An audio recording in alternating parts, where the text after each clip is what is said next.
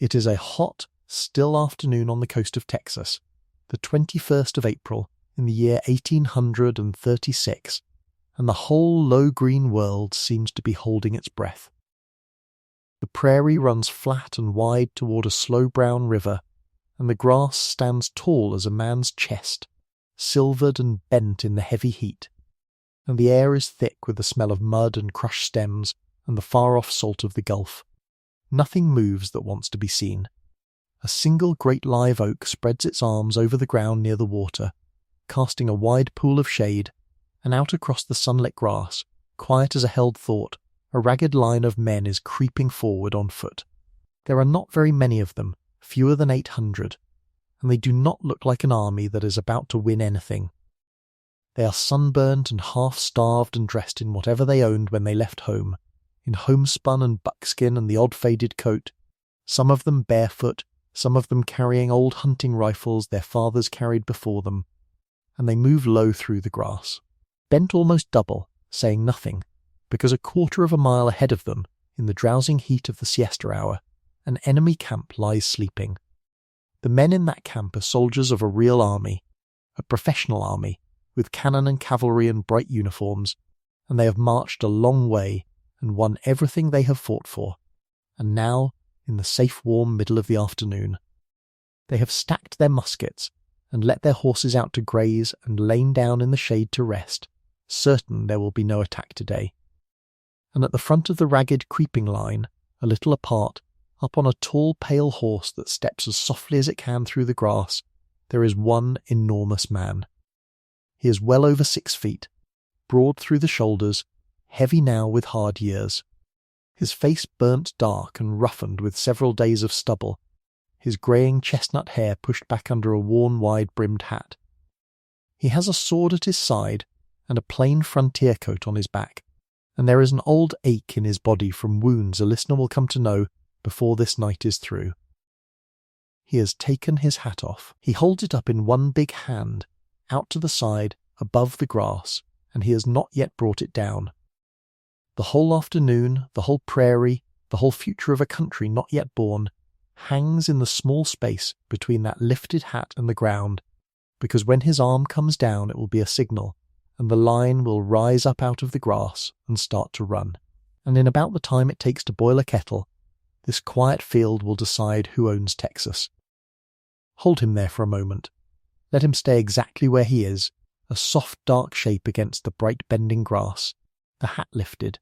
the order not yet given, the horse's ears turned forward, the enemy still asleep. We are going to leave him suspended there, gentle and unhurried, and we are going to look away from him, up and back, the way you might lift your eyes from a single page to the whole quiet room around you, because we are not ready yet to know how this huge, tired man came to be sitting on that horse at the front of that impossible charge, and there is no hurry at all, none, to find out. We have all the time in the world, so let the lamp burn low, and let the room be warm, and let your shoulders come down away from your ears, because there is nowhere you need to be for the next long while, and nothing you need to do,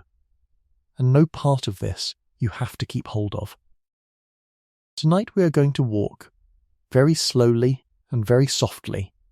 from the very beginning to the very end, through one of the largest and strangest and most wounded lives that was ever lived on this continent, the whole long life of the man on the horse, from his first breath on a mountain farm to his last breath as an old man wrapped in a blanket, and you do not have to stay awake for any of it. Wherever you are listening from tonight, whatever town or country, whatever kind of day is behind you, whether you are lying in the dark with your eyes already closing, or sitting up somewhere with a cup going cold beside you, you are welcome here, and you are exactly where you are meant to be, and you may drift off whenever you like, because the story will keep going without you, patient and steady, and the man will still be here, moving through his remarkable years, whether you follow every word or let them blur soft into sleep. Let me tell you the shape of the puzzle we will be carrying, gently, the whole way, and then we will set it down and let it answer itself in its own good time. The man on the horse is, by every account of everyone who knew him, the very last person in all the world who should ever have made a government. He was, from the moment he could walk, a boy who could not be governed himself.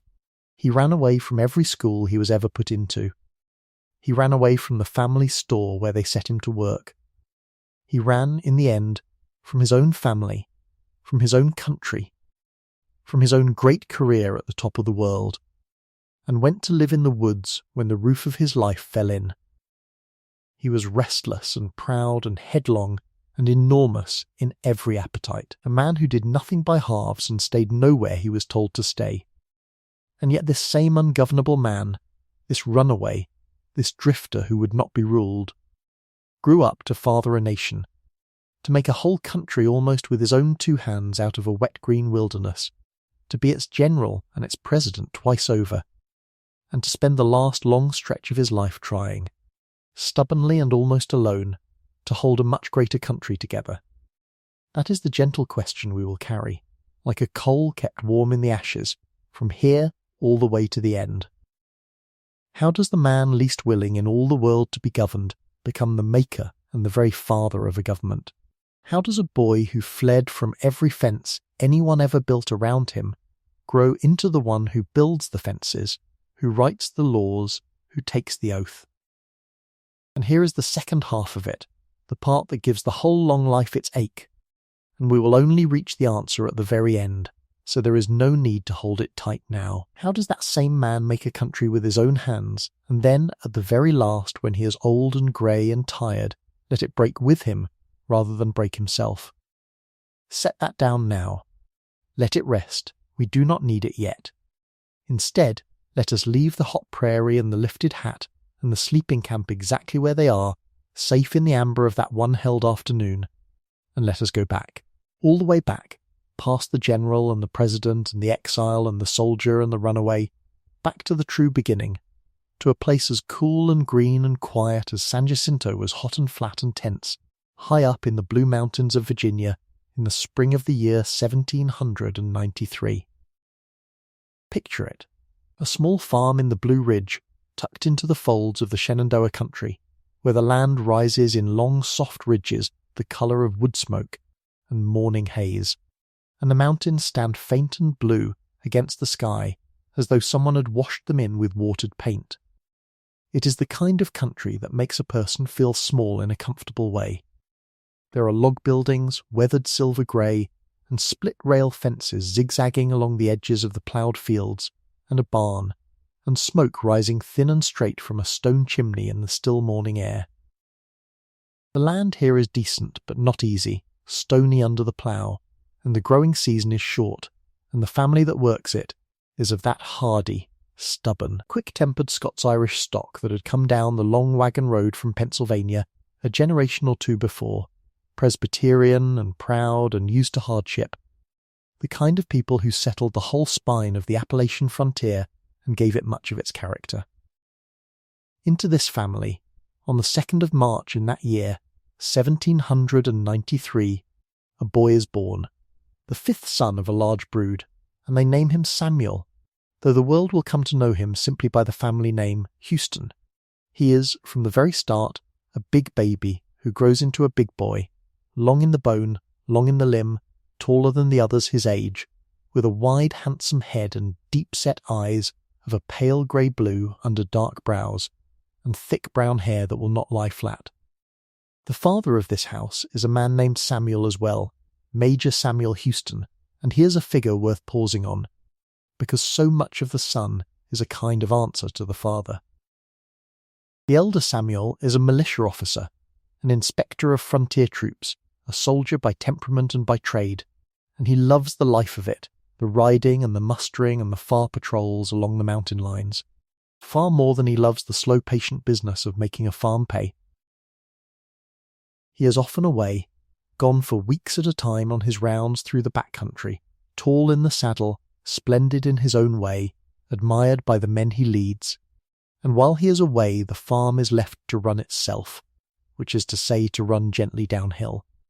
He is generous and open-handed and fond of good company and good drink and the grand gesture, and he is not. It must be said gently, and without any unkindness, a careful man with money. Year by year the debts of the household creep quietly upward, the way water creeps into a low field, not all at once, never in a way you can point to, but always a little deeper than the year before. The mother of the house is a different sort of soul entirely, a woman named Elizabeth, steady where her husband is restless, strong and plain and deeply capable, a woman of few words and firm principles, and a spine of mountain iron, and it is she, more and more as the years go by, who holds the whole leaning structure of the family upright. She will matter greatly to this story, because when everything else falls away, it is her strength the boy will remember, and something of her plain, unbending backbone that will show up, decades later and hundreds of miles away, in the man on the horse. The boy Samuel grows up in the middle of all this, one of a crowd of brothers and sisters, and from the earliest age he is marked out as different. Not better exactly, but harder to place, harder to hold. He is set to the work of the farm, as all the children are, to the ploughing and the planting and the hoeing of the long stony rows, and he does it when he must, but he does it the way a colt wears a first harness, going along but never once believing in it, his mind always somewhere over the next ridge. He does not want to be a farmer. He knows this the way he knows his own name, the endless bending labour of the fields, the sameness of it, the way it ties a man to one small patch of ground from spring to killing frost, year after year until he dies. This fills the boy with a restlessness he can barely contain, and he slips away from it whenever the eye of the household turns elsewhere.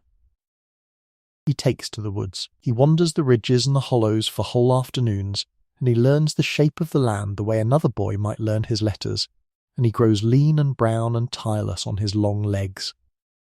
And there is one other thing about this restless barefoot mountain boy that no one quite expects, and it will stay with him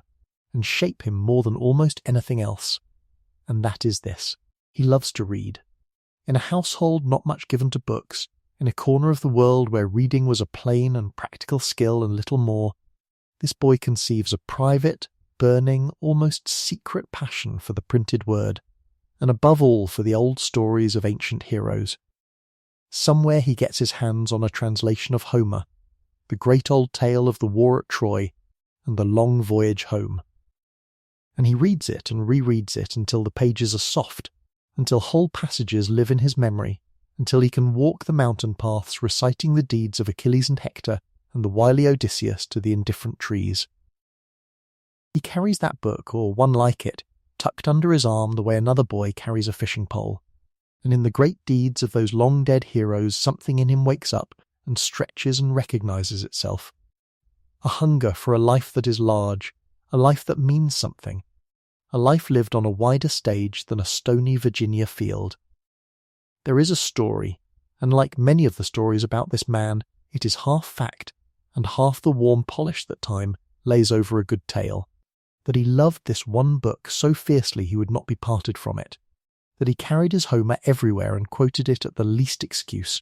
and that when the schoolmasters and the elders tried to press some more useful and profitable learning upon him instead,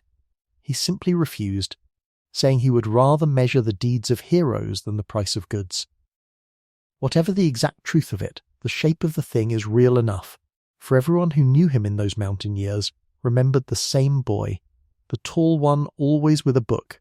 always half somewhere else, dreaming of a size of life that the valley around him could not hold. And you can feel, can't you, even at this distance of 200 years and more, how a boy like that would fret inside the small world he had been handed, how the ploughed rows and the counted coins and the settled expectations of everyone who loved him would press on him like a coat grown 2 sizes too small, and how his eyes would keep drifting, over the fence line, over the river, over the blue rim of the hills, toward whatever lay past the edge of the known. He is not a scholar in any patient, disciplined way. He will never sit still long enough for the grinding Latin and the hard grammar that made an educated gentleman in that age, and later in his life he will be a little ashamed and a little defiant about how little formal schooling he ever managed to swallow. But he is something rarer and more troublesome than a scholar. He is a boy on fire, with the idea of glory, and no plough and no schoolroom and no country store has yet been built that can hold a boy like that. And now the first sorrow comes, the first great turn of the wheel, and it comes in the way these things so often do, quietly and out of a clear sky. In the year 1807, when Samuel is 14 years old, his father, the tall soldier so often away on his rounds, sets out once more on a long journey through the mountains on the business of the militia. And somewhere on that journey he sickens, and he does not come home. Major Samuel Houston dies out on the road, far from his own bed, leaving behind him a widow, a great many children,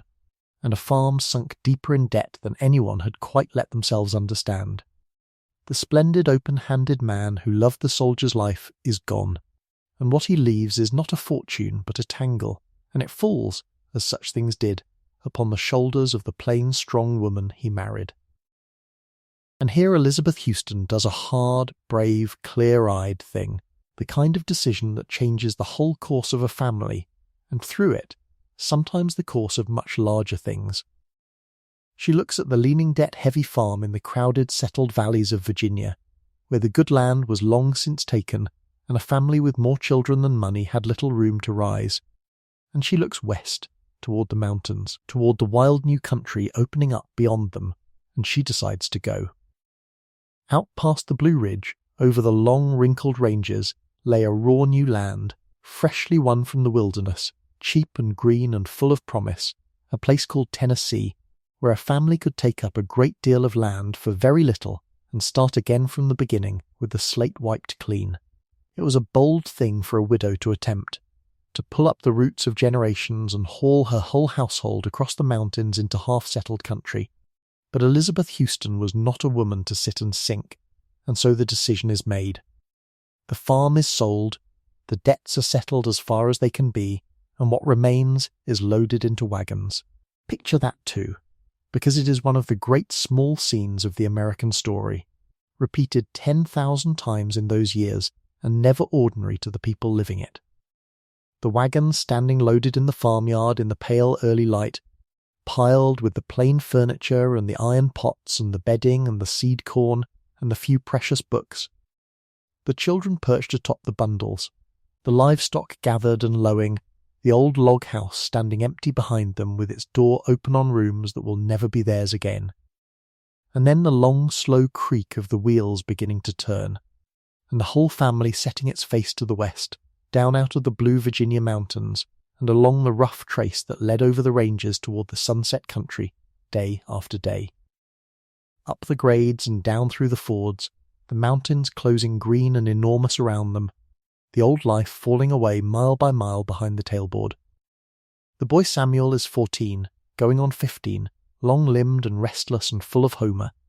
walking much of the way beside the wagons on his own 2 feet, the way he liked to do everything. And one can only guess what moved in him as the ranges opened out and the new country came up over the far horizon, but it is not hard to imagine that some deep part of him leapt up to meet it. Because here at last was space, here was distance, here was a wide unwritten land with no fences yet drawn across it, and no place already marked out where a boy was supposed to fit.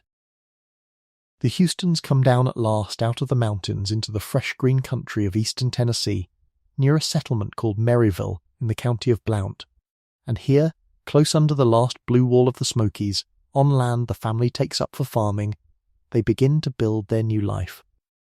It is raw frontier still. The stumps are barely out of the fields, the cabins are new cut and smelling of green wood, the settlement is a scatter of log houses and a plain country store and a rough road, and the woods press close on every side. And here is the thing that gives this arrival its quiet charge, the fact that turns it from the end of one story into the beginning of a far stranger one. Because just beyond the edge of the settled ground, just across a river and a line on a map that the settlers respected only as much as they had to, lay the country of the Cherokee, the great native people whose towns and hunting grounds still spread over the mountains and valleys to the south and west, close enough that their smoke could be seen and their paths crossed the settlers' own. The frontier the Houstons had come to was not an empty land at all. It was a border, a meeting place, an edge where two worlds lay up against each other, wary and curious and close. And the widow Elizabeth, having got her family to this new ground, sets about doing the sensible thing, the thing that will steady them and give them a place and an income in the growing settlement. The older brothers take up the hard work of clearing and farming the land. And for Samuel, this big restless bookish boy who is now old enough to be made useful, the family opens a small country store there in the settlement and sets him to work behind the counter, to keep the accounts and measure out the goods and learn the steady respectable trade of a merchant, which was as fine a future as a frontier boy could reasonably ask for. It was a good plan. It was a sound, kind, practical plan, made by good and practical people who loved him and wanted him settled and secure, and it did not have the faintest chance in the world. Because the boy they set behind that counter, the boy measuring out the salt and the powder and the calico with his mind 3 ridges away and Homer running under his breath, had already made up his own mind, without quite saying so to anyone, that he was not going to be a farmer, and he was not going to be a shopkeeper, and he was not, whatever anyone had planned for him, going to spend 1 hour more than he had to inside the walls of any life that other people had drawn up for him. He did not yet know what he was going to be. But he knew, with the whole stubborn certainty of his 15 years, that it was not this, and just across the river, under the great trees, in the country of the Cherokee, a different kind of life was waiting, quieter and wider and stranger than anything in the little store, and the boy had already begun, without a word to a living soul, to look toward it. The store stood at a crossroads in the little settlement of Maryville, a plain log and plank building with a plank counter and shelves going back into the dimness, and it smelled the way all such stores smelled on the frontier in those years, of new calico and coffee beans and gunpowder and molasses and the tallow of 100 candles, and it was, by every reasonable measure of the world the boy had been born into, a good place for a young man to be. His older brothers owned it, or owned a share of it, and they had put him behind the counter the way you would put any long-limbed, half-grown, restless boy behind a counter, to learn figures and civility and the patient art of turning a small profit off your neighbours, and to be at last of some use to a family that had crossed the mountains with more children than money and buried its father on the far side of them. And you can feel, can't you, even at this distance, even lying warm and still tonight with the day behind you, exactly how that store must have felt to a boy like this one. The counter was the right height to lean on, and the wrong height to live behind. The shelves went back into a dimness that was only ever more shelves. The days were made of other men's small wants, a paper of pins, a plug of tobacco, a yard of homespun, the endless careful weighing out of things into other people's hands, and every single one of them ended precisely where it had begun, at the counter, in the smell of tallow, with the mountains he could see through the open door going blue and then black, and then invisible in the dark. He was about 16. He had already run, in his short life, from more things than most men run from in a long one, from the plough his brothers wanted him to walk behind, from the schoolmasters who found him idle and insolent, from the whole patient machinery of becoming a sober and industrious young Tennessean, and now they had set him to run a store, and he lasted at it, by the honest accounting of everyone who knew him, about as long as you would expect. What happened was very simple, and it is one of the quiet hinges of the whole American 19th century, and it happened without anyone at the time thinking it worth writing down. One day the boy was not behind the counter, he did not steal anything, and he did not quarrel with anyone, or none that anyone remembered. He simply, on some ordinary morning that has left no record of its weather, put down whatever he was holding, walked out of the dim store into the bright forenoon, and did not come back. His brothers, when they understood he was gone, went looking, the way families do, expecting to find him sulking in the woods or moping at a neighbour's, and they did not find him, because he had done a thing that no sensible 16-year-old boy in Blount County, Tennessee, was supposed to even imagine. He had crossed the river. West and south of the settlement the Tennessee River ran wide and slow and brown between its wooded banks, and it was, in the plain understanding of everyone on the settler side of it, an edge, a boundary, the place where the ordered world of stores and fences and county courts left off and the country of the Cherokee began. And it was into that country, alone with a book or two and almost nothing else, that the boy had walked. And here we should slow down, because this is the first of the 2 or 3 genuinely astonishing turns in a life that will be full of them. And it is worth holding gently in the mind for a moment before we go on, the way you would hold any small true thing you did not want to lose. He was not taken. This is the part that the later tellings, when they wanted him wilder or more romantic, sometimes blurred, and it is the part most worth getting right. There was no raid, no captivity, no dramatic seizing of a settler child from a burning cabin, none of the machinery of the frontier captivity tales that Americans loved then and love still. There was only a bored and lonely and enormous-hearted boy who found the settler world unbearably small and who had discovered, somewhere in his ramblings along that river bank, that on the far side of the water there were people whose way of living answered something in him that the store and the school and the plough had only ever starved. He went to them on purpose. He chose them. And they, when he came, took him in, which is the other half of the astonishment, and the half we too often forget to marvel at. For the country he walked into was not empty, and it was not waiting for him. It was a whole ordered nation of its own, older by centuries than the county he had left, with its own towns and its own laws and its own long memory, and its people had every reason under that particular sky to distrust a settler boy come drifting across their river, and they took him in anyway, and fed him, and taught him, and in the end gave him a name and a father. On the wide slow river, on a green island thick with tall trees, stood the town of a Cherokee chief the settlers called John Jolly and his own people called Uluteka. And it was to Uluteka's island that the boy came, and it was Uluteka who looked at him. Picture the chief, because he will matter, on and off, for the rest of the long life we are following, and he is worth seeing clearly. A heavy-set, dignified man somewhere in his 50s, broad through the body, with a broad, calm, unhurried face and long dark hair just beginning to go grey, dressed in the way of a man who lived where 2 worlds overlapped, and was easy in both of them, a hunting shirt and a bright woven sash, a blanket robe thrown over one shoulder, silver ornaments in his ears, and a crescent silver gorget at his throat, catching the light off the water. He was a man of substance and of peace, a chief who had spent his long life trying to keep his people whole in the shrinking space the settlers left them, and he had, we are told, no son of his own then, and when this overgrown, watchful, homesick white boy came out of the trees to him, Uluteka did the largest and simplest thing a man can do. He adopted him.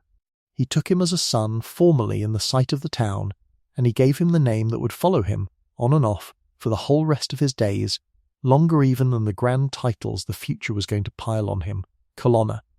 which the settlers rendered as the Raven. And I want to sit with that name for a moment tonight,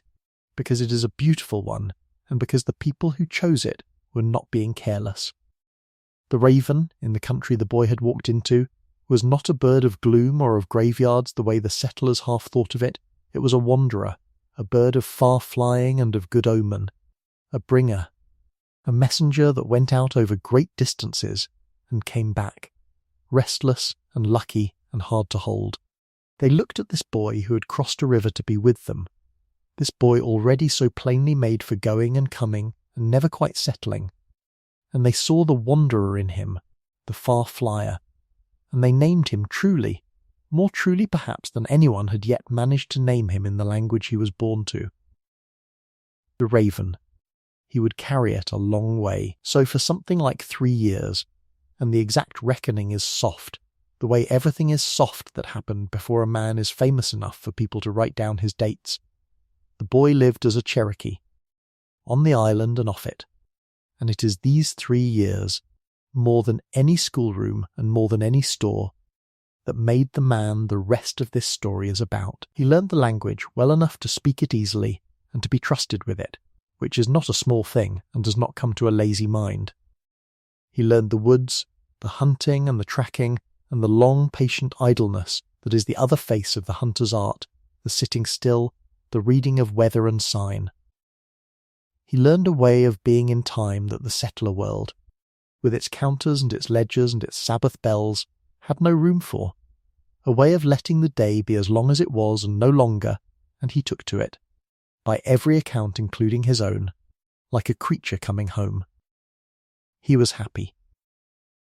This is worth saying plainly, because so much of the life ahead is going to be storm and wound and public grief, and it is good to know that near the beginning of it there were 3 whole years when this restless, unhappy, unplaceable boy was, as far as anyone could tell, simply and deeply content. And it is worth setting down too against the old careless tellings what those years were not. They were not a wasted idleness, though his settler kin thought them so and said so freely. They were not a boy gone savage, though that was the phrase the county would have used and did.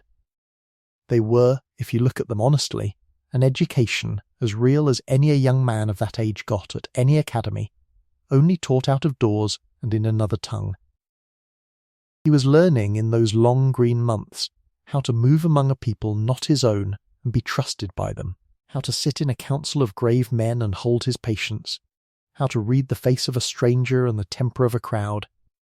how to give a gift and take one,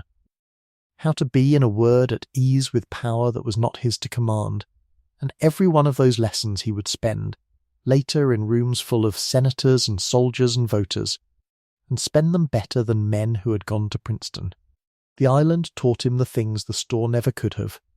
and he knew it, and he never once, in all the long respectable decades afterward, pretended to be ashamed of it. He ran a little wild, and he ran a little free, and nobody set him to weigh out pins, and he lay under the great trees of the island in the green underwater light of a southern summer, and he read. Because he had brought his books across the river with him, or sent for them, and the one that mattered, the one the story remembers, was a battered translation of Homer, the Iliad, the old Greek song of the long war under the walls of Troy, in the rolling formal English of Alexander Pope. And he read it, out there among the Cherokee cabins and the cook fires and the tall trees, not once but over and over and over, until the covers were soft and the pages loosened, until, they say, he could recite great stretches of it from memory, the wrath of Achilles and the death of Hector, and the old king coming by night to beg back the body of his son. It is one of the strangest and most touching pictures in the whole of American history. If you let yourself really see it, a runaway white boy, barefoot and sun-browned, and dressed half in deerskin, lying under the trees on a Cherokee island in the Tennessee River in the first decade of the 1800s, reading aloud to himself the 3,000-year-old story of heroes and honour and the terrible cost of glory, and loving it so much he learnt it by heart. And you do not have to strain very hard to see what that boy was doing, or what the book was doing to him. He was pouring into himself, in those long green years, a whole idea of what a large life might be. An idea of great deeds and great speeches and men who were more than life-sized, of courage and reputation and the kind of name that outlives the man who carried it. And he was doing it in a place utterly outside the small striving world that had told him he was idle and no good. The Homer and the island were teaching him the same lesson from 2 directions. And the lesson was that he did not have to be a shopkeeper, that the world was very much larger than a plank counter in Maryville, and that there was room in it, somewhere, for the enormous vague hungry thing he felt himself to be. He came back, of course. The Raven was a wanderer, and wandering meant returning as much as leaving, and all through those years he came and went across the river, back to the settler world and away from it again, the way you might drift back to a house you had left, not to stay but to see it, and to be seen. And when he came back, it was usually because of money, which is a thing you will have to get used to in this story, because Sam Houston and money were never on easy terms in the whole of his long life, and never would be. He had a large way about him even as a youth, an open-handed, gift-giving, why-count-it way, and he had run up debts on the settler side of the river, buying presents for his Cherokee friends and finery for himself, small sums that felt large to the men he owed them to, and at some point the debts had to be answered. And so this half-wild young man, who could recite Homer and speak Cherokee, and had lived 3 years without holding down a single respectable hour of work, did a thing that ought to make us smile, because it is so very like him, so exactly the shape of the man he was going to be. He opened a school. He simply announced at about 18 or 19 years old, with no more formal education than a few broken-off scraps of country schooling he had mostly played truant from, that he would teach, and he set up in a little log schoolhouse back on the settler side, and he charged, we are told, $8 a term, and he took his pay the way the frontier paid, a part in hard cash and a part in corn and a part in cotton cloth, so that he could feed himself and clothe himself and pay down what he owed. And the school, by all accounts, was a success. The neighbours who had shaken their heads at the runaway sent him their children, and the tall young master who had learned patience under the trees turned out to be good at it, easy and commanding and interesting, able to hold a room full of restless farm children the way he would one day hold rooms full of restless voters, and he said, long afterward, when he was famous and had been many grander things, that he had felt more genuine pride in that little school than in almost anything that came later. Hold that too, if you like, as you drift. The man who would make and unmake a nation, saying at the end of it that the sweetest authority he ever held was over a one-room schoolhouse of Tennessee children, paid in corn. But the wider world, which had been leaving this back country alone,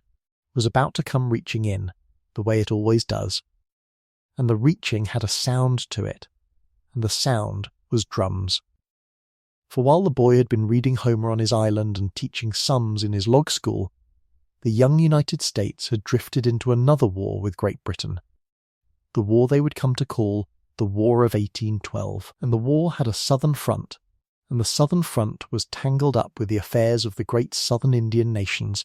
and in the spring of 1813 the drums of the recruiting parties came up even into the Tennessee backcountry, looking for men. It is a strange fold in the story, and worth noticing as you rest, that the war reaching up into that quiet country was in part a war among native people, for the great Creek nation to the south had split against itself over exactly the question the whole frontier turned on, whether to bend and accommodate the ever-coming settlers or to rise and drive them back, and the rising faction, stirred in part by a famous northern prophet's call for the tribes to stand together, had gone to war against the accommodating towns and against the settlers alike,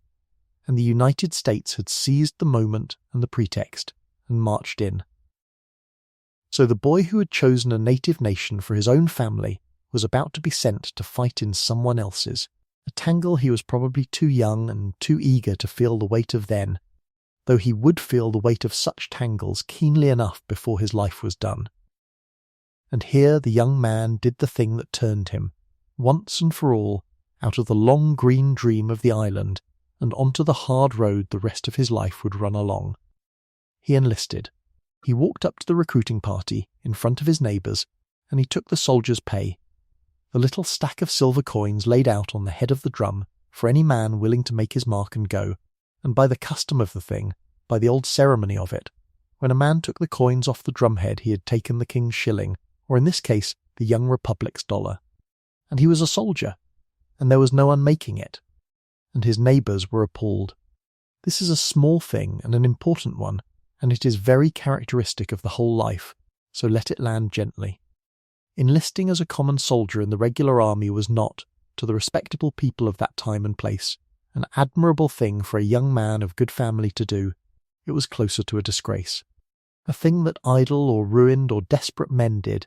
and the neighbours and even his own mother's people looked at this promising young schoolmaster throwing himself away as a private soldier and shook their heads all over again, as they had shaken them at the store and the plough and the river. And someone said to him, they say, that he might at least have gone in as an officer, that a young man of his parts marching off in the ranks like any plough-hand was a poor and low thing. And the young man gave an answer that tells you almost everything you will need to know about him for the next 50 years. He said that he was not the man to be ruled by what other people thought was proper, that he would rather go into the ranks and rise, if he could, by what was in him, than sit safe and small under the good opinion of Merryville. His mother, we are told, did not shake her head. She was a strong-willed frontier widow who had brought her brood over the mountains and buried their father and held them together by force of character, and when her strange, difficult, beloved son came to tell her he had enlisted, she did not weep or scold, she gave him. The family remembered a plain musket to carry to the war, and she told him never to disgrace it, never to turn his back to save his life, that she would rather all her sons fill one honourable grave than that one of them should turn coward, and she took a plain gold ring from her own hand and gave it to him, and on the inside of the ring, they say, was cut a single word, and the word was honour. He wore it the rest of his life. And so, in the last of his boyhood, the wandering was over for a while, and the reading was over, and the little school was closed, and the children sent home, and the tall young man who had crossed a river to become a Cherokee and lain under the trees learning the Wrath of Achilles by heart put on. Instead, the plain blue wool coat and the white crossed belts of a private soldier of the United States, and shouldered his mother's musket, and marched south. He rose fast even at the start, because he could not help it, and because a good officer's eye picked him out at once. Within a few months he was a sergeant, and then, on the strength of nothing but plain visible ability, he was made an ensign, the lowest grade of officer, so that the young man his neighbours had scolded for going in as a ranker was wearing an officer's sword before the first real fighting even came. And the army he marched with went down, that spring, into the country to the south, into the lands of the Creek people, where the war against Britain had become knotted together with a bitter and terrible civil war among the Creeks themselves, one faction risen against the settlers and against their own accommodating kin, and the United States marching in among them with cannon and bayonets to end it. Picture the column, because we are nearly at the place this chapter has been walking toward the whole time. The red mud of the southern spring, churned to soup by hundreds of feet and hooves and wagon wheels, the drums keeping the pace, the long blue snake of the army winding down through the pine woods and the canebrakes, farther from Maryville and the island and the store and the school with every mile, the young ensign somewhere in it, tall and hard-bodied and 20 years old, his mother's ring on his hand and her word cut into the gold of it, marching toward the first true test of everything the trees and the Homer and the long green years had poured into him. Somewhere ahead of them, on a river called the Tallapoosa, the water came around in a great looping bend shaped like the shoe of a horse, and inside the bend 1,000 Creek warriors had built, across the narrow neck of land, a high, strong barricade of logs, and behind it they meant to make their stand. The army was marching toward it through the red mud and the drum taps, day after southern day. It was March, in the year 1814. The place was called the Horseshoe Bend, and it was waiting. The place they came to at the end of that red mud march was a loop of the Tallapoosa River in what is now Alabama, a place the Creek called Tohopeka and the soldiers called the Horseshoe, because the river bent back so nearly upon itself that it made a shape like a horseshoe pressed into the land, a fat green tongue of about 100 acres almost surrounded by slow brown water. And across the narrow neck of it, the one land approach, the Red Stick Creek warriors had built a barricade that any soldier who saw it stopped to admire even as it frightened him. A wall of logs laid horizontal and chinked and doubled, 5 to 8 feet high, zigzagged so that anyone who came at it would be fired on from 2 sides at once, and behind it perhaps 1,000 warriors,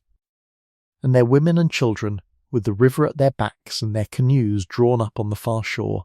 and they had chosen this ground on purpose and fortified it with skill. And I want you to hear that clearly tonight, because the easy telling makes the people behind that wall into a backdrop, and they were not a backdrop, they were men defending the last of a world, and they had built, out of logs and river and courage, very nearly the perfect trap, and it very nearly held. And in front of that wall, on the morning of the 27th of March, 1814, stood the army of the tall gaunt general, with the stiff grey hair brushed straight up, and the pale, furious eyes. Andrew Jackson, who had bled his militia through a hungry, mutinous, miserable winter, to arrive at exactly this spot with something over 3,000 men. Regulars and volunteers and Cherokee and Friendly Creek allies fighting alongside him, and Jackson did the patient thing first, the arithmetic thing, unlimbering his 2 small cannon on a rise and battering the log wall for 2 hours to no great effect, the balls sinking into the timber like stones into a pond, while across the river his allies slipped into the water, stole the canoes, and set the far end of the peninsula alight, so that smoke began to climb behind the barricade, and the trap the Red Sticks had built began, very slowly, to close on the men who had built it. And somewhere in the ranks of the 39th United States Infantry that morning, a regiment of regulars in plain blue wool stood a 3rd lieutenant of 21. Tall past 6 feet, and hard through the shoulders, chestnut hair cropped short under his hat. A boy who 3 years before had been lying under Cherokee trees reciting Homer to the river, and who had taken the recruiting dollar against the head, shaking of every neighbour he had, and who had risen already from private to sergeant to ensign to lieutenant in a matter of months, because officers who watched him could see the thing in him even when he was doing nothing in particular, and his name, which you know, was Sam Houston, and this was the first morning of real war he had ever seen, and it would very nearly be the last morning of anything he ever saw. When the cannon had done what little it could, Jackson ordered the wall stormed, straight on, up the neck, into the zigzag and the crossfire, the one thing every instinct in a soldier screams against, and the drums beat the long roll, and the 39th went forward at the run, and their commander, a hard young major named Lemuel Montgomery, was up on the top of the barricade in the first rush, and was shot through the head, and fell back dead among his own men. And right behind him, climbing the same logs into the same storm of fire, came the tall lieutenant, and Houston went up and over the wall into the yard of the fort with a sword in his hand, one of the first men across, and almost the instant his feet found the ground on the far side a barbed arrow came out of the smoke and drove deep into the meat of his upper thigh. A war arrow with a heavy iron head, buried so far that the barbs were fast in the muscle, and he stayed on his feet, and he kept fighting, because the thing in him that could not sit still in a schoolroom or a store also, it turned out, could not stop. But an arrow is not a musket ball. An arrow will not simply be endured, it holds, and after a time of fighting on it with the shaft standing out of his leg he limped back to her. Lieutenant, he knew, a man standing a little out of the worst of it, and he asked him to pull the arrow out. And the lieutenant took hold of the shaft and pulled, and the barbs held in the flesh and would not come, and he pulled again, and it would not come. And Houston, bleeding, standing there in the noise, drew his sword and held the point of it over the man and told him, in words the army remembered a long time afterward, that he would run him through on the spot if he did not try once more and try in earnest. And the lieutenant set his feet and hauled with all his strength, and this time the barbed head tore free, and it tore a great ragged wound coming out, far worse than the going in. A wound that opened an artery or near enough to it that the blood came in a way that empties a man, and Houston sat down hard, and they bound the thigh as best they could, and by every reasonable measure his battle, and very possibly his life, should have ended there in the trampled yard with the arrow lying red beside him.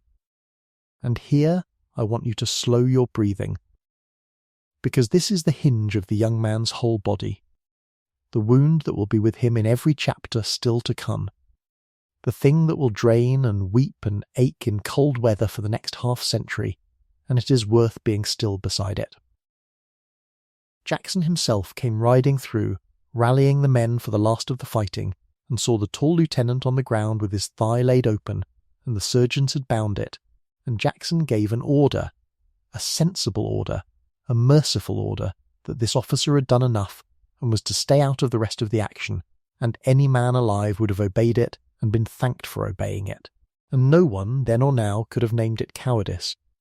And Houston lay there and heard the general's order and let it settle, and then, as the day wore into afternoon, and the fight narrowed to a knot of Red Sticks who would not surrender,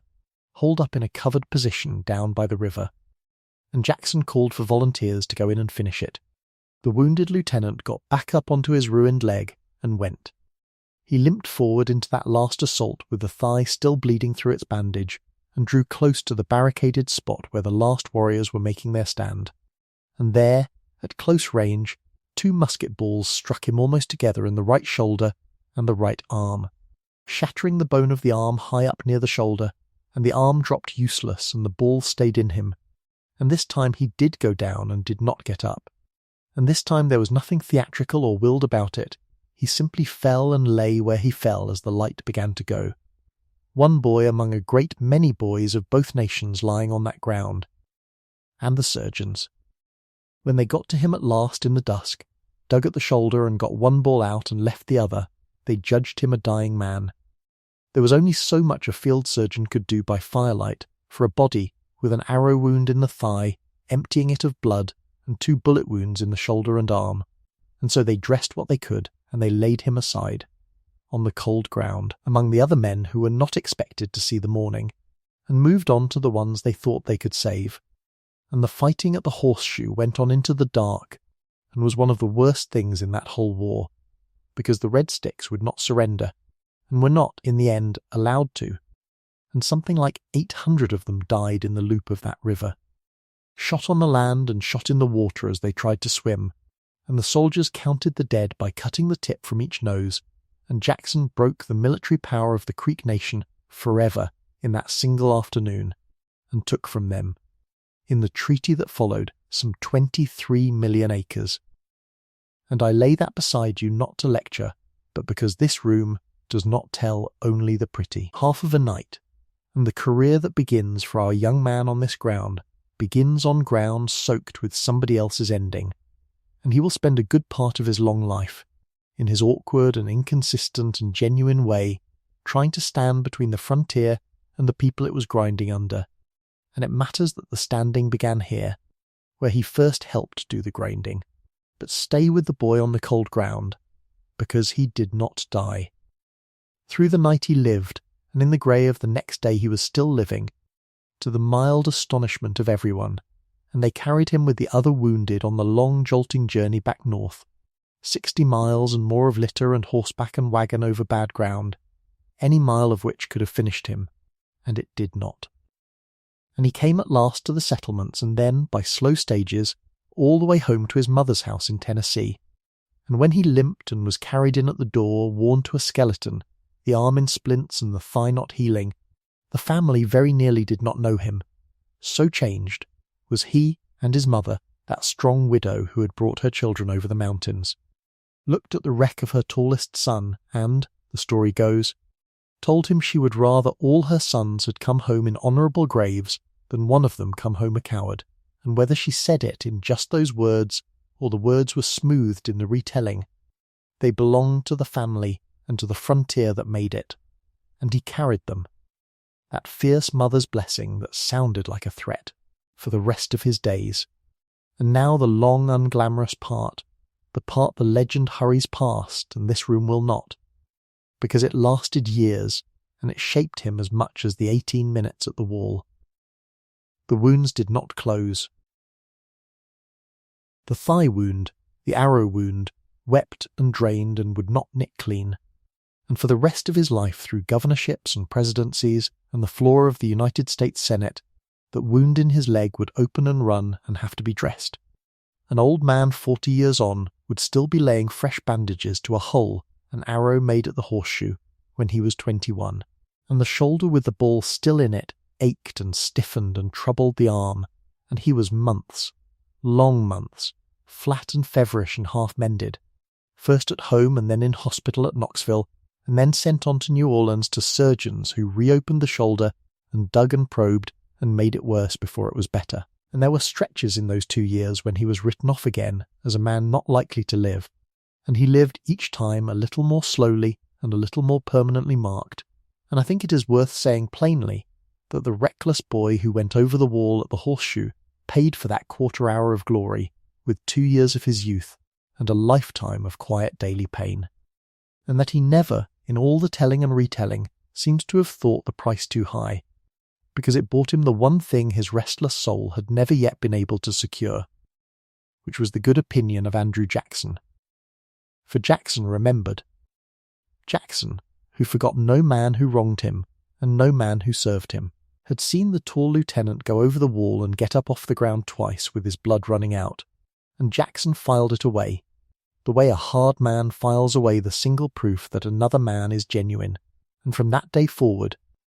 for the next 30 years, Andrew Jackson was Sam Houston's patron, his champion, his fierce protecting hand on the ladder. And nearly everything that happened to Houston in the rising years that follow happened because the most powerful man in the American West had decided, on the strength of one afternoon by the Tallapoosa, that this young man was sound, and you may keep that beside you as we go, because it explains the astonishing speed of everything that comes next. A speed that makes no sense at all until you remember that a giant was holding the ladder. But the ladder came slowly at first, and crookedly, and it is honest to walk the crooked part with him. The war ended, and the great swollen wartime army shrank down to a small peacetime thing, and a young officer with a shattered arm and a leaking leg and no war to fight found himself, after a stretch of garrison duty and convalescence and the ordinary tedium of soldiering with nothing to do, handed an assignment that must have felt at first like a kindness, and turned in his hands into something that troubled his conscience for the rest of his life. Because of who he was, because he spoke Cherokee and had lived among them and was trusted by them in a way almost no white officer was, the government made him a sub-agent to the Cherokee, a go-between, a man to carry the policy of Washington to the people who had named him the Raven. And the policy of Washington in those years, gently and relentlessly, was removal, the moving of the eastern tribes off their homelands and away across the Mississippi to make room for the settlers pouring west. And so the young man who had run to the Cherokee as a boy because he could not bear to be governed, found himself, at 24, the polished instrument of governing them, sent to persuade and pressure his own adopted people to sign away their country and go. And he did the work, he was good at the work, he even put on Cherokee dress to do it, which scandalized the prim officials in Washington who thought an American officer ought not to go about looking like an Indian. And there is a scene, real and small and telling, of Houston reprimanded by the Secretary of War himself for appearing on government business in a Cherokee hunting shirt and blanket. And Houston not much caring, and under the doing of it something in him ached that was not his shoulder, because he could see more clearly than most exactly what was being done and exactly who was being ruined by it. And he was helping, and the pay of the doing was that he escorted parties of the very people who had taken him in toward the edge of exile. And it went sour, as such things do. He got crosswise with the corrupt system of contractors and agents who fattened themselves on the removals, the men who supplied the emigrating tribes with rotten rations and short blankets and pocketed the difference. And Houston, who had a temper and a mouth and Jackson at his back, made accusations against them. And they made accusations back. And one of the charges flung at him, a charge of being mixed up in the smuggling of enslaved people, an ugly charge. He denied absolutely and furiously, and so far as anyone has ever been able to show, truthfully. But the mud stuck the way mud does, and the whole business left him disgusted. Disgusted with the army, disgusted with the agents, disgusted with the slow machinery of a government that ground good people to powder while. Dishonest men grew rich in its offices, and in 1818, under that cloud, weary of the uniform he had bled in, he resigned his commission and walked out of the United States Army for good 25 years old, wounded, angry, and with no idea on earth what he was going to do next. And here is where the ladder and the giant holding it become impossible to miss, because what he did next should not have been possible. He decided to become a lawyer, and he went to Nashville, and he sat down in the office of a judge and began to read law, the great dense volumes of it, the Blackstone and the statutes and the reports, the reading that took most men 18 months or 2 years or 3, and Sam Houston read it in about 6 months, drove through it at a gallop the way he did everything, and presented himself for examination, and the examiners, expecting to fail a half-trained ex-soldier, found instead that he had somehow got the whole of it into that big square head. And they admitted him to the bar, and he hung out his sign in the little town of Lebanon, Tennessee, and began to practice, and understand that he was not. By the fussy standards of the profession, a deeply learned lawyer, he was a natural one, a man with a huge presence and a rolling voice and a gift for standing up in front of 12 plain men and telling them a story until they believed it,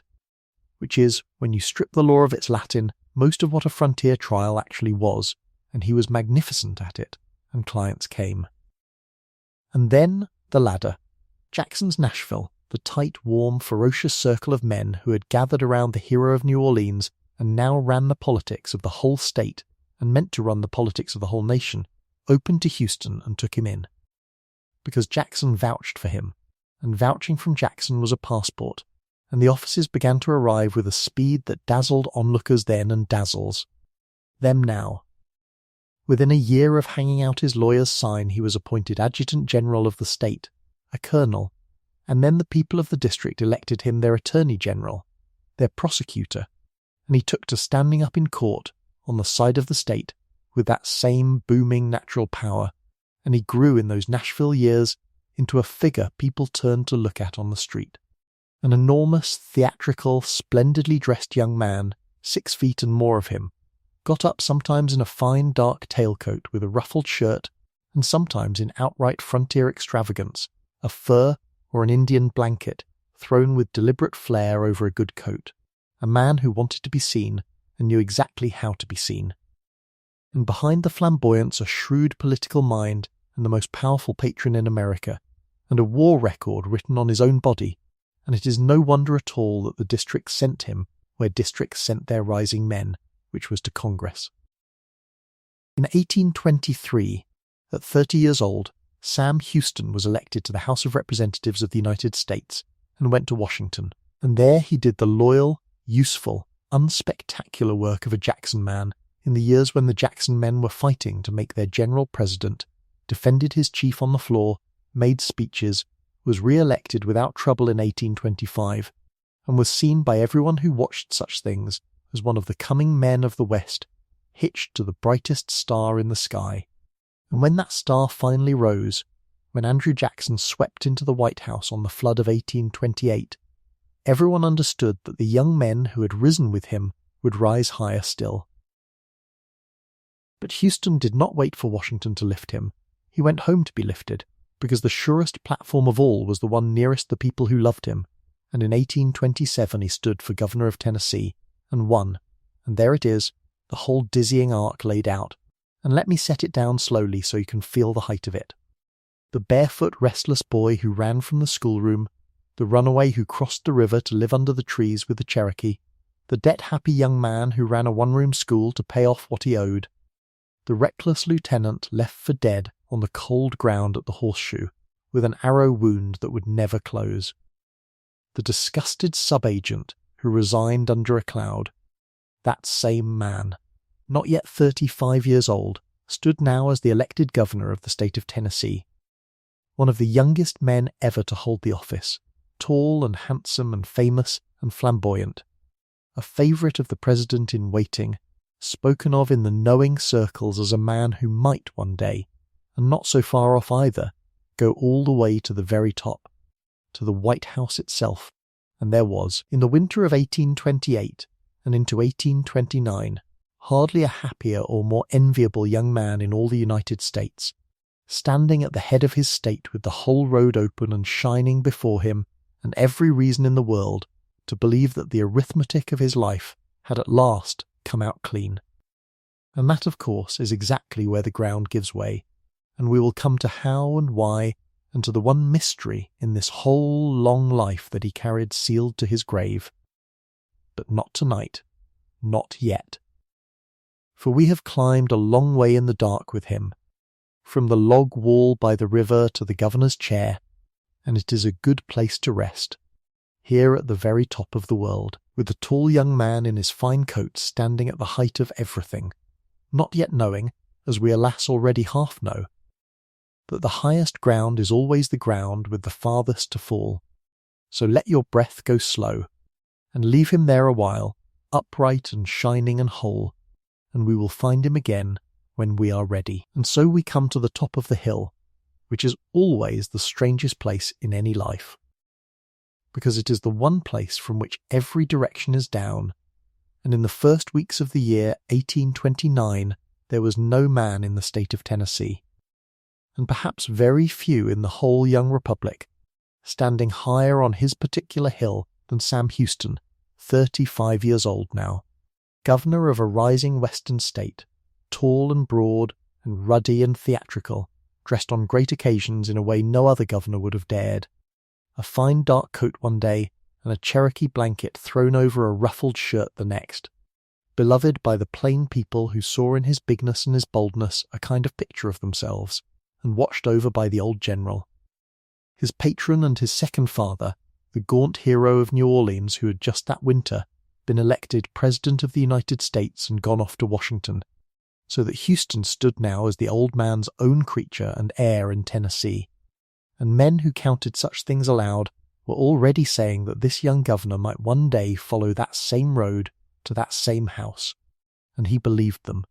And why should he not? For everything he had reached for since he was a barefoot boy on the Blue Ridge had come to his hand. The Cherokee had taken him in, the war had not killed him, the law had opened to him in a matter of months, the votes had fallen to him like ripe fruit, and a man to whom the world says yes for 15 straight years may be forgiven for forgetting that the world knows. Another word. And there was only one thing left to complete the picture, the one thing a rising public man of that century was expected to have and did not.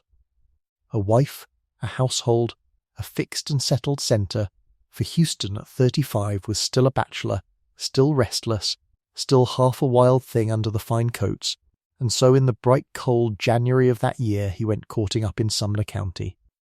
to the wide and handsome plantation of a prominent family named Allen, and he set his heart, or set his ambition, or set some mixture of the two that he himself may never have been able to separate, upon their daughter Eliza, a delicate fair-skinned girl of about 19, pale blonde hair in ringlets, blue eyes, gentle and well-bred and less than half his age, and on the 22nd of January, 1829, in the parlour of her father's house among the candles and the family silver, the governor of Tennessee married her, and it should have been the keystone dropped neatly into the arch of a perfect life, the last yes, and instead it was the beginning of the end of everything he had built, and here, gently, we must slow the telling almost to a stop, because we have come to the great locked door of this man's whole story, the one room no one has ever been inside, and I want us to stand before it honestly. For within a few weeks, a very few, some say 11 of them, the marriage was simply over, not quarrelled into a slow decline, not worn thin over years, but broken cleanly and totally and at once, Eliza gone back to her father's house. Houston left alone in the governor's quarters in Nashville, with the whole state beginning to whisper. And the thing that has kept this small private wreck alive in the histories for 200 years is not that it happened, for marriages fail in every generation and are forgotten, but that neither of them, not once, not to anyone, not in all the long decades of life that each had still to live, ever explained why. And I could fill the rest of this hour with the guesses, for the guesses are many and some of them are lurid, and this is a channel that will not do that to you, so let me lay them down plainly and briefly and without music, the way you would set out cold facts on a table under a low lamp. And then let me tell you the one thing that is actually true. Some said that Houston had discovered his young bride still loved another man, a suitor from before him, and that his pride could not carry it. Some said the reverse, that Eliza had recoiled from him, from his age or his roughness or from something worse, and had never wanted the match at all, that it had been made for her by an ambitious family reaching for a governor, and that when she reached him, she could not bear him. Some whispered of the old wounds, the arrow and the 2 musket balls from Horseshoe Bend 15 years gone, the shoulder wound in particular that had never truly closed, that drained and suppurated and pained him all his life, and they wondered aloud, unkindly,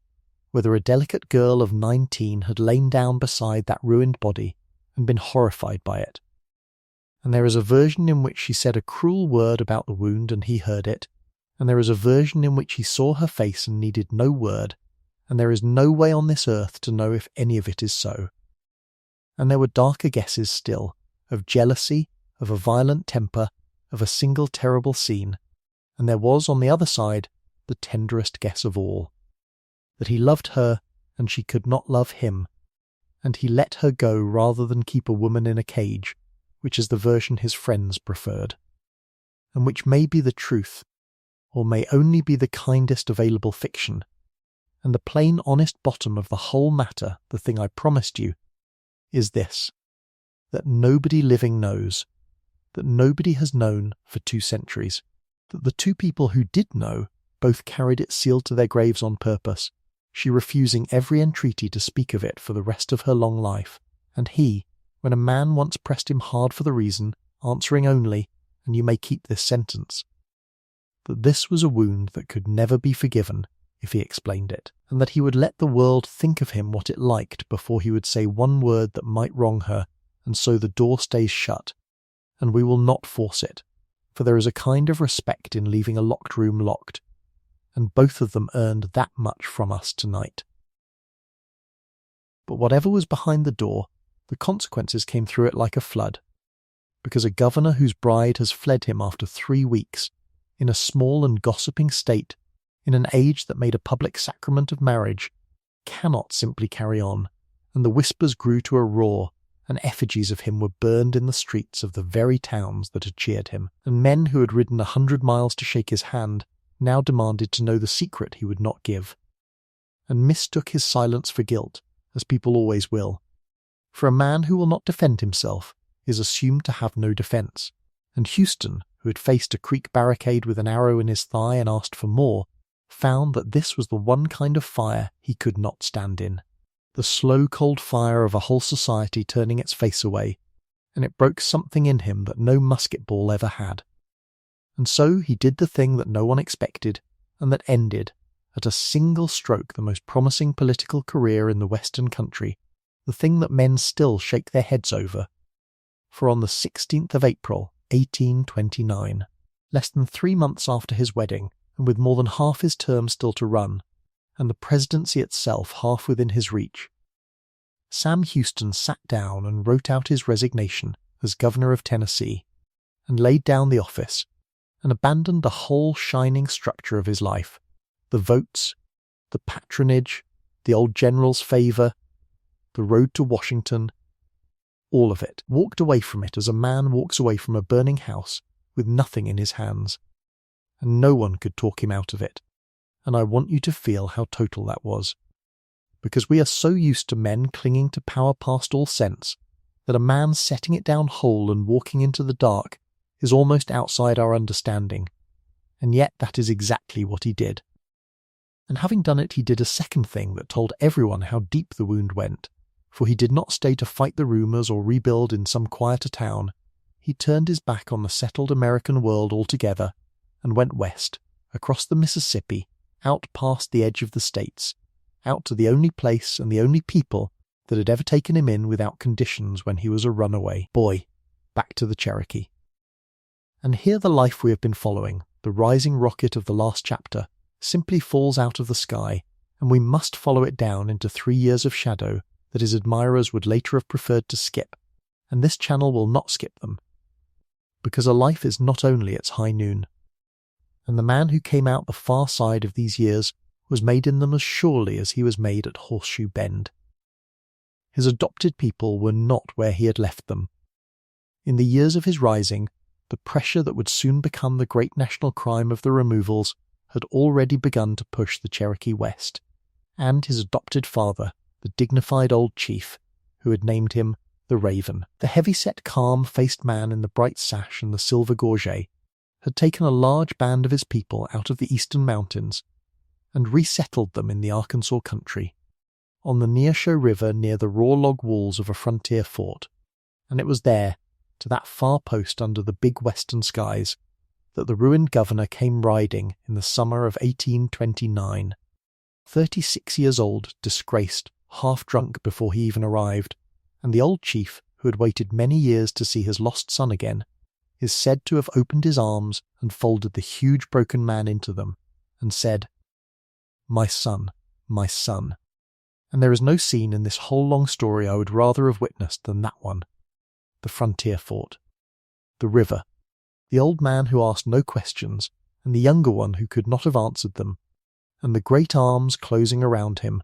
because whatever the settled world had decided about Sam Houston, the Cherokee had decided nothing, and took him back exactly as they had taken the barefoot boy. But being taken back did not heal him, and I must tell this part evenly, because it is the low place of the whole life and it asks for evenness and not for excuses.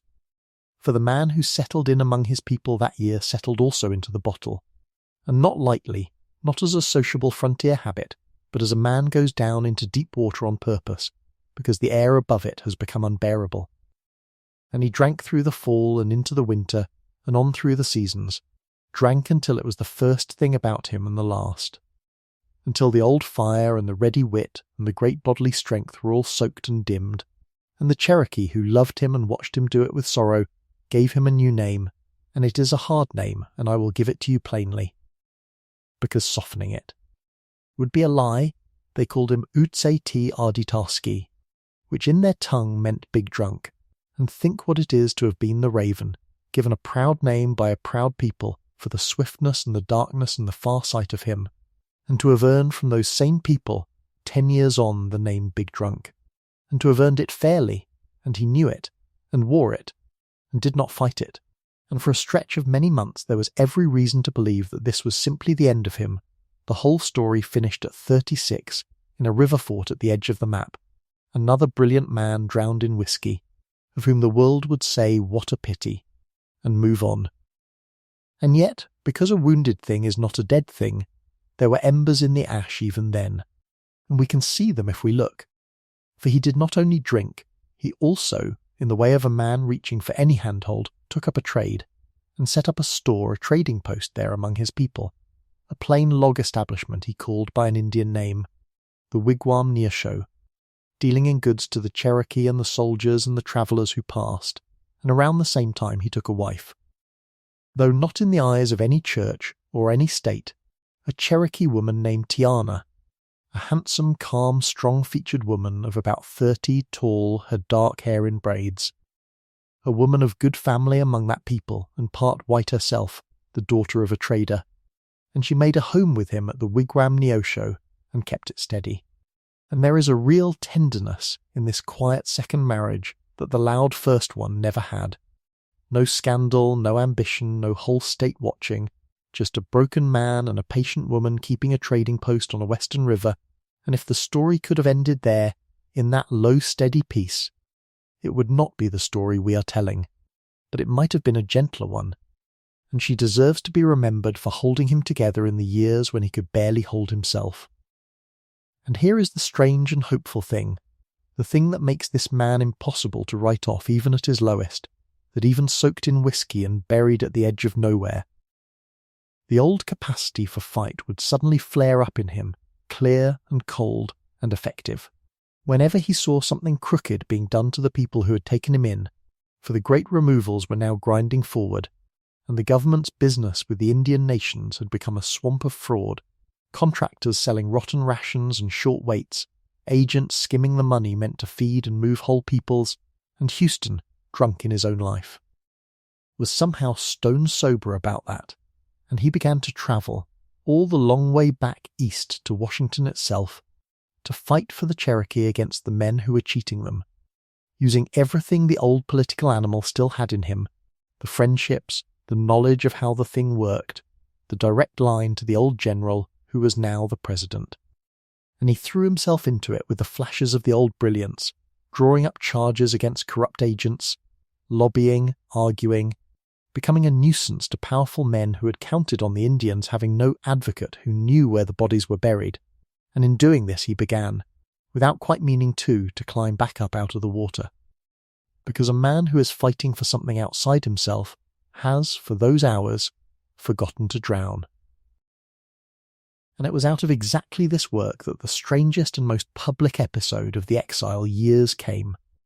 The one that half the country read about, and that did more to bring the ruined governor back into the light than anything he could have planned, and it turns, as such things so often do in his life, on his temper.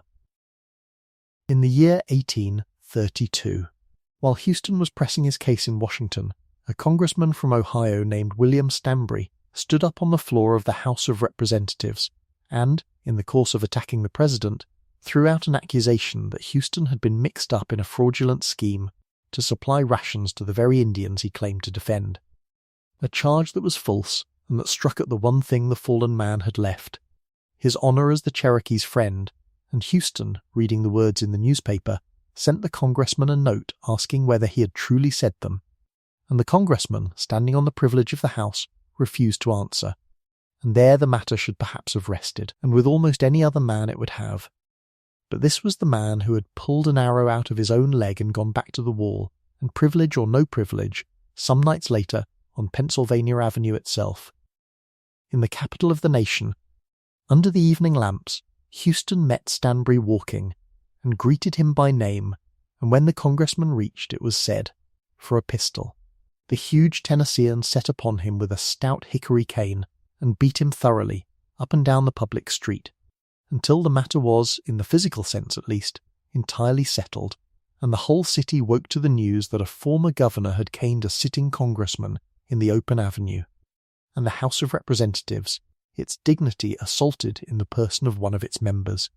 ordered Houston arrested and brought before the bar of the House itself to be tried for contempt, and here, at the bar of that great chamber, is where the drowned man came up for air in front of the entire country. Because they had meant to shame him, and instead they gave him a stage, and Sam Houston, whatever else he had lost in the river years, had never lost the thing he was born with,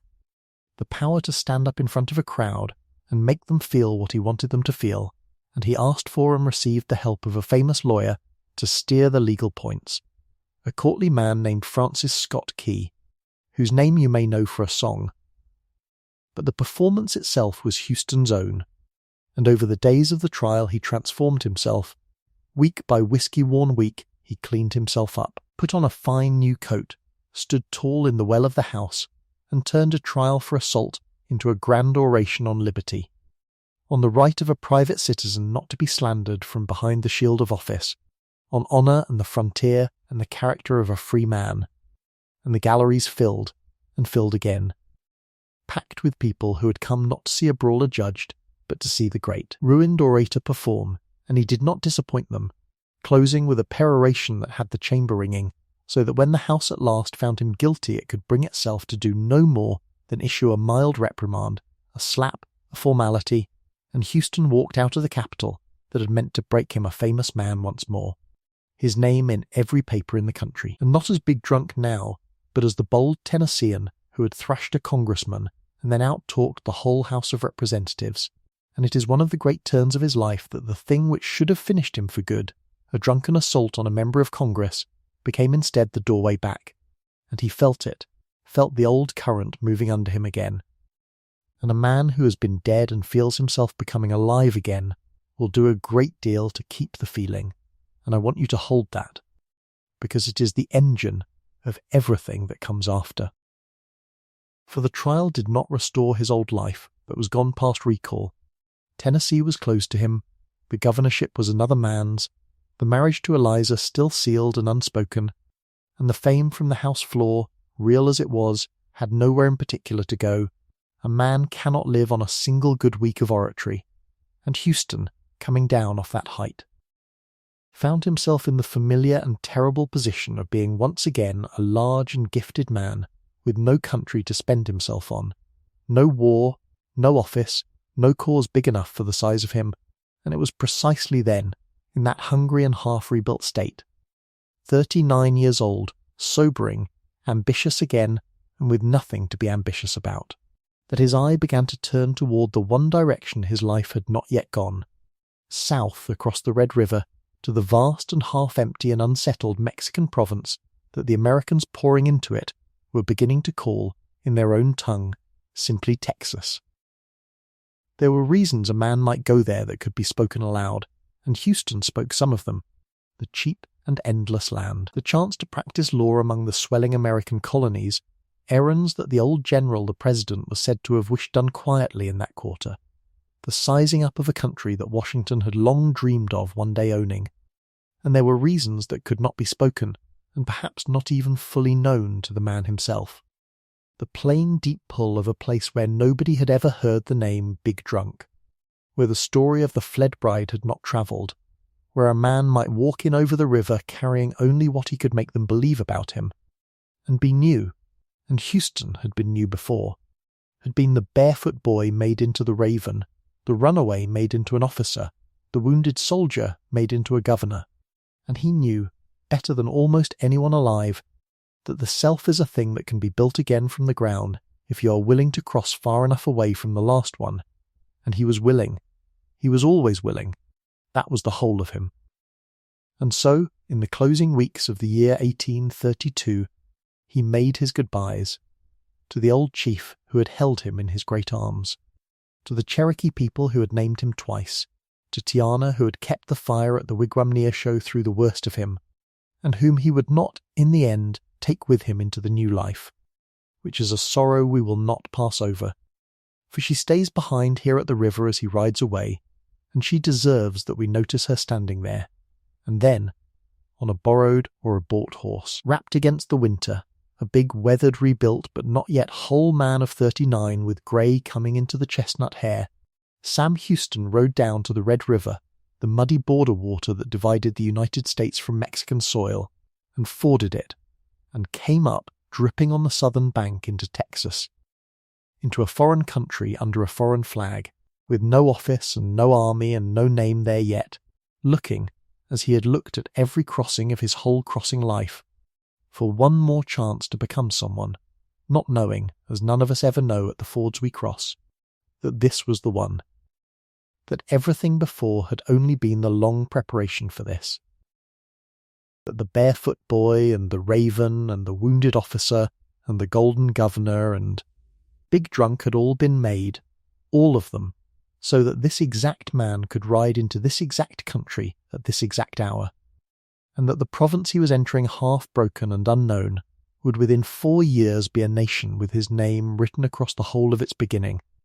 But all of that is still ahead in the dark, unguessed, and for now there is only a river behind him, and a wet grey winter prairie in front,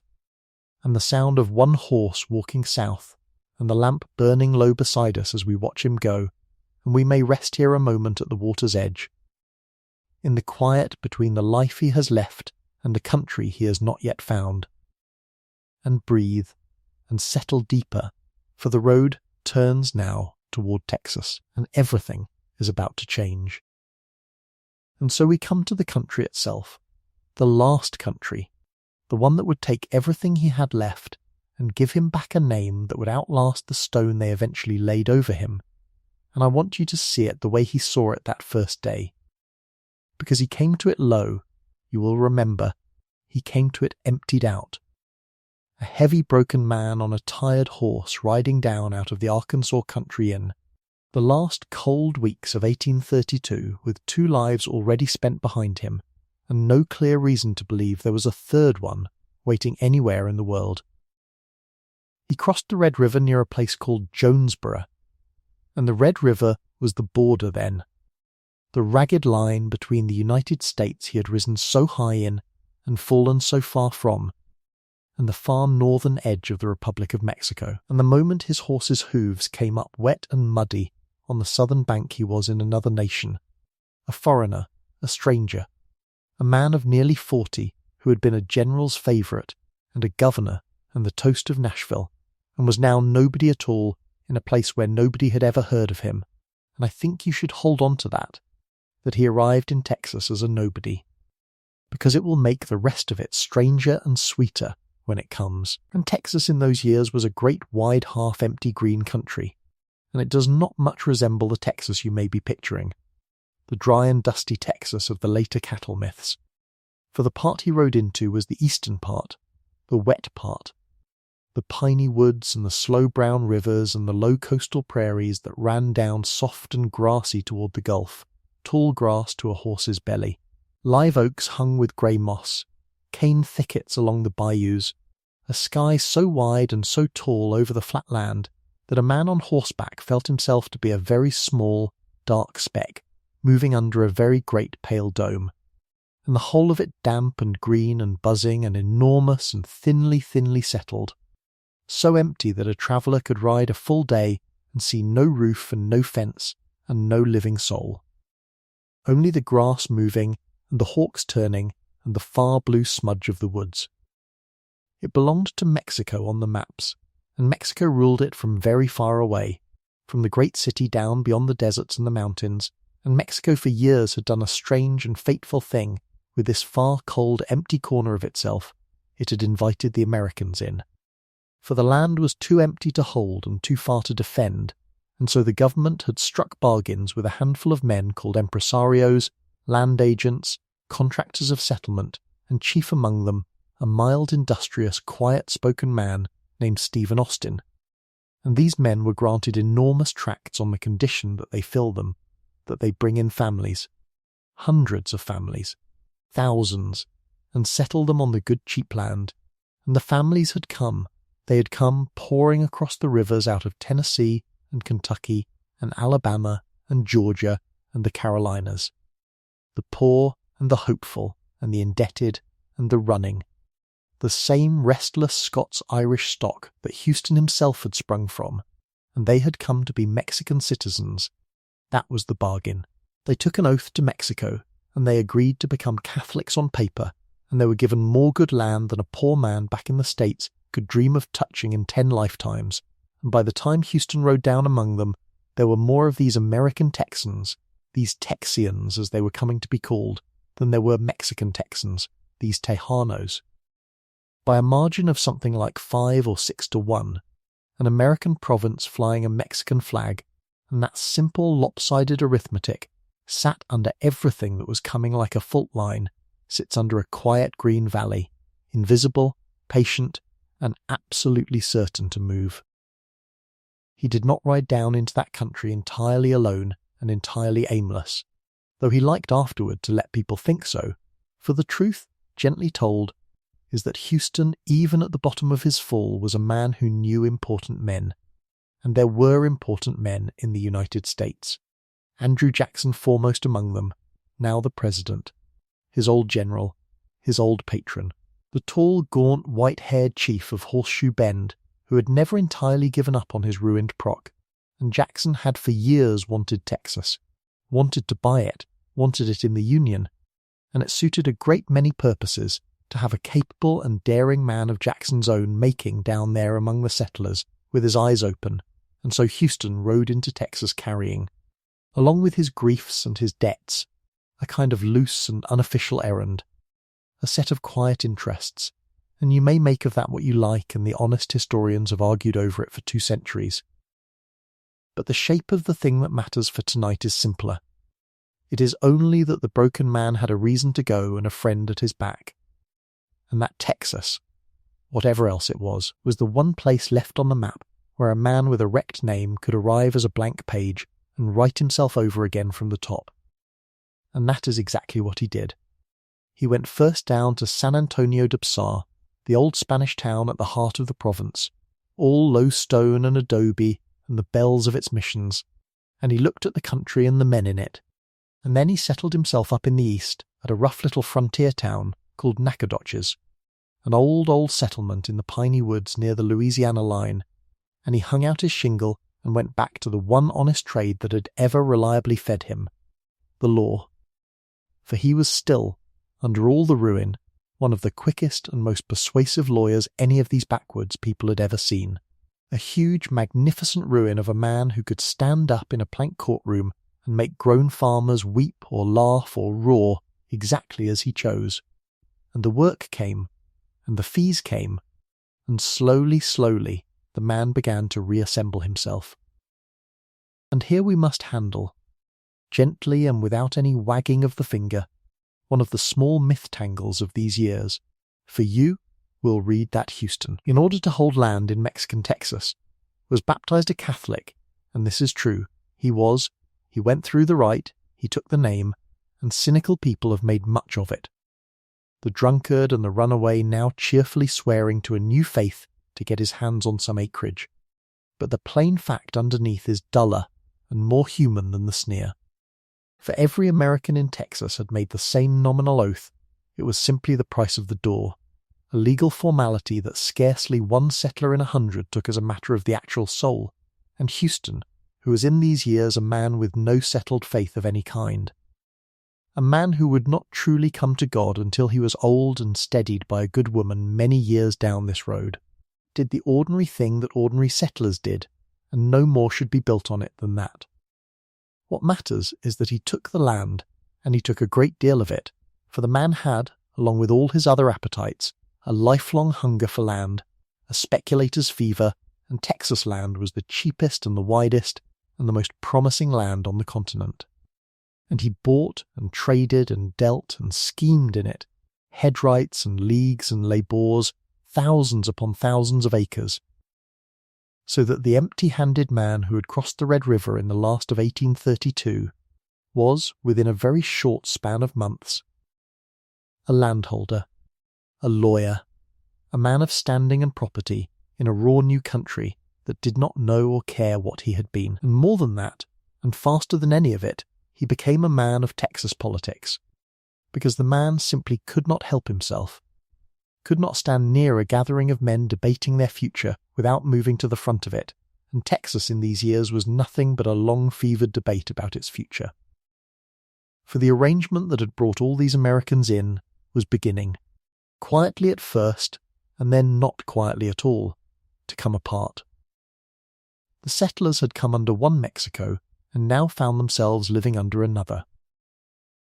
When they had crossed the rivers, Mexico had been a loose federal republic,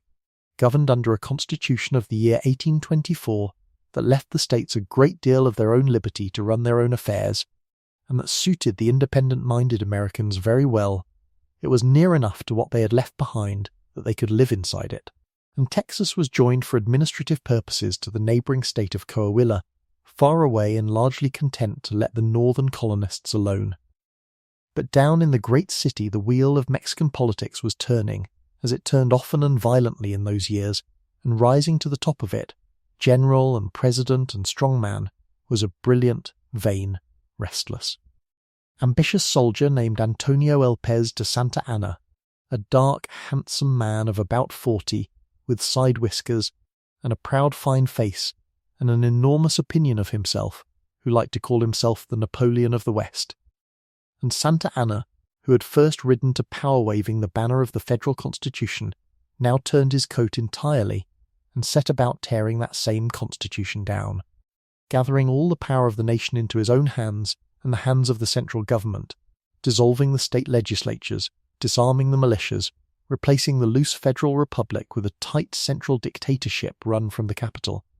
And to the Americans up in Texas, 1,000 miles from that capital, and steeped since the cradle in their own notions of self-rule, this looked like nothing on earth but tyranny, the very thing their grandfathers had crossed an ocean and fought a war to be quit of, coming for them again.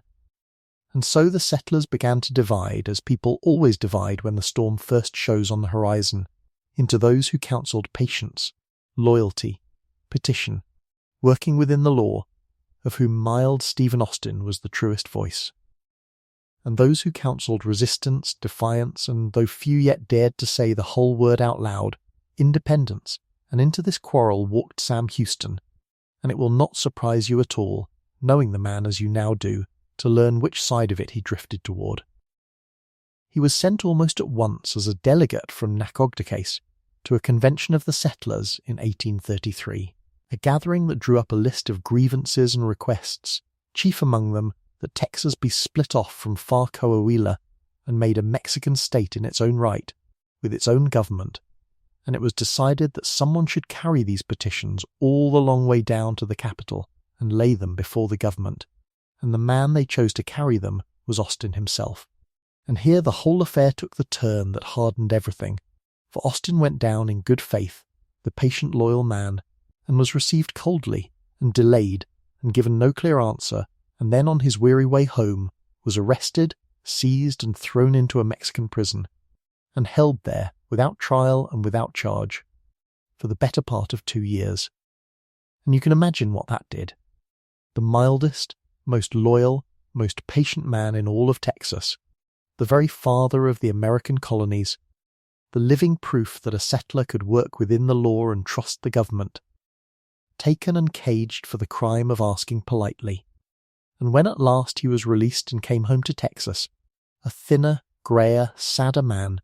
even Stephen Austin had stopped counselling patience.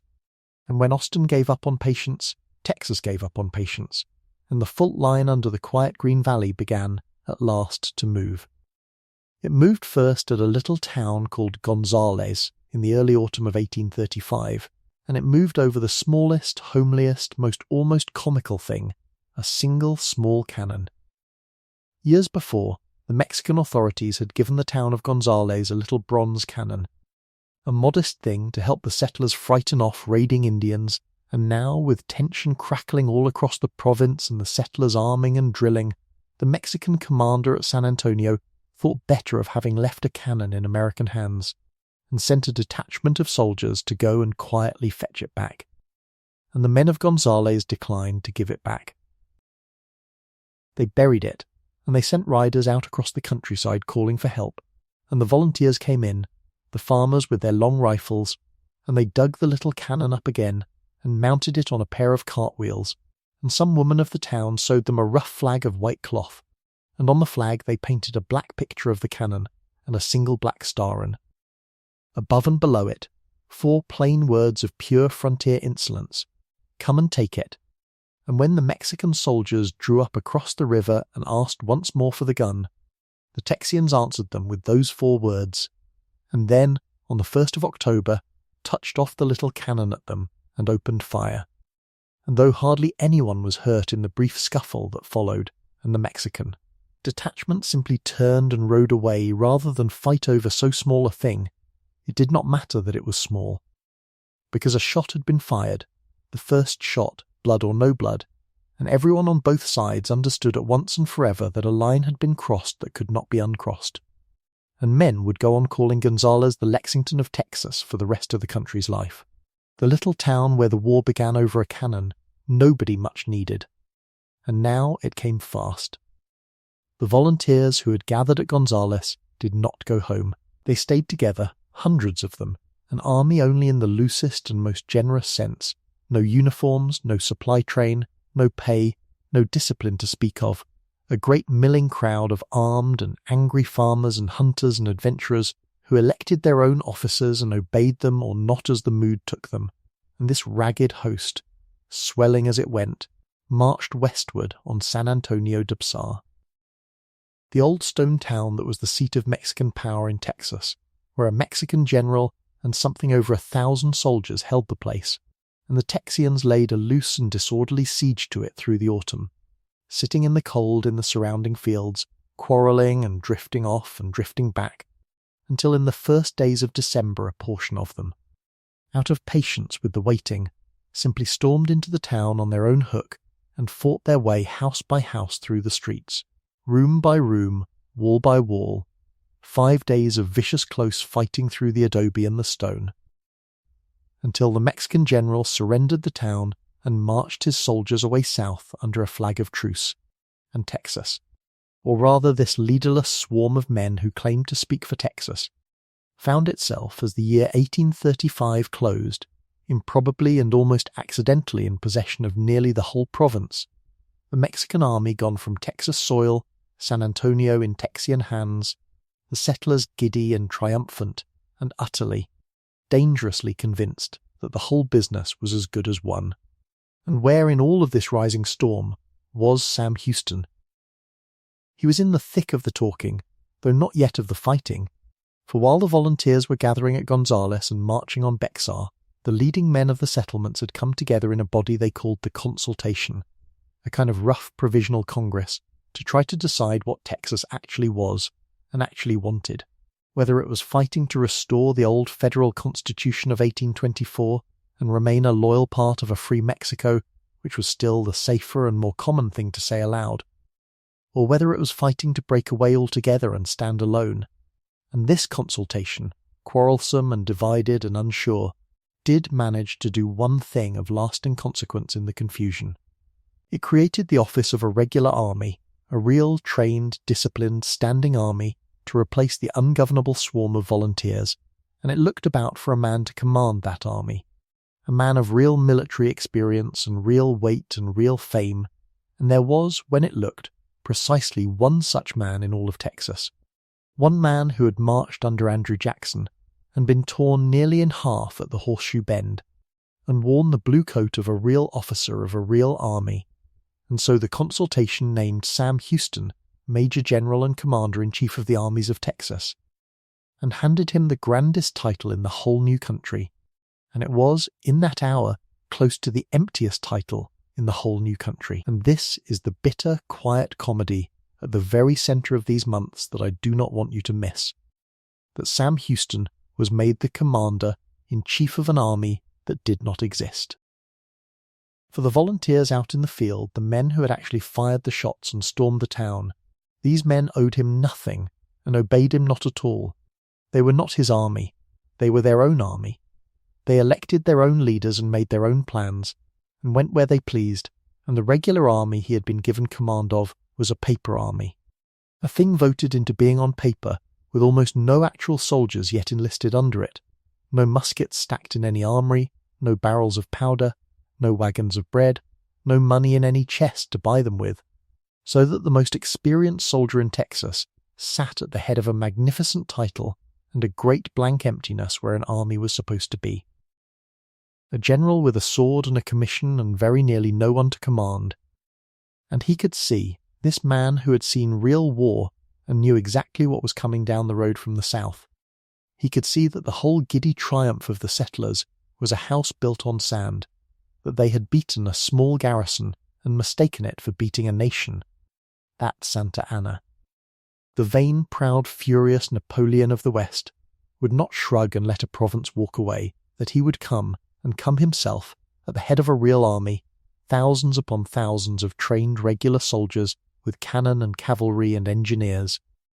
marching up through the deserts in the dead of winter, to make a terrible example of these ungrateful colonists, and that when that army came, the swarm of volunteers, brave and boastful and utterly undisciplined, drifting home to their farms whenever they tired of soldiering, would be swept off the board like so much chaff. And he tried to tell them so. He tried, through the whole miserable fractured winter, to gather the scattered men into one force, to drill them, to feed them, to impose some order, to save them from their own reckless hunger to go charging off on wild adventures, and he failed. Again and again he failed. Because he had the title but not the power, because the provisional government he served under was itself split into feuding factions that could barely agree on anything, and would presently fall to quarrelling so bitterly that it effectively dissolved into helplessness. Because the volunteers took it into their heads to mount a grand expedition of their own, down to the Mexican town of Matamoros far to the south. A scheme that Houston thought was madness and said so, and that stripped away men and guns and supplies from the places they were most needed, and led, in the end, only to scattered disaster. And in the middle of that draining, quarrelsome, unravelling winter sat the thing that would break the country's heart and make its holiest story, the old mission at San Antonio, the crumbling walled compound of stone and adobe that the Texians had taken and now garrisoned, an old Spanish mission that everyone was learning to call by the name of the grove of cottonwood trees near it, the Alamo. A small band of men had gathered themselves inside its walls, and against every instinct Houston possessed. For Houston, the soldier, looked at that isolated, crumbling fort, far out on the western edge of everything, 150 miles from any help, indefensible, undermanned, of no real strategic use that he could see, standing squarely in the path of the great army he knew was coming.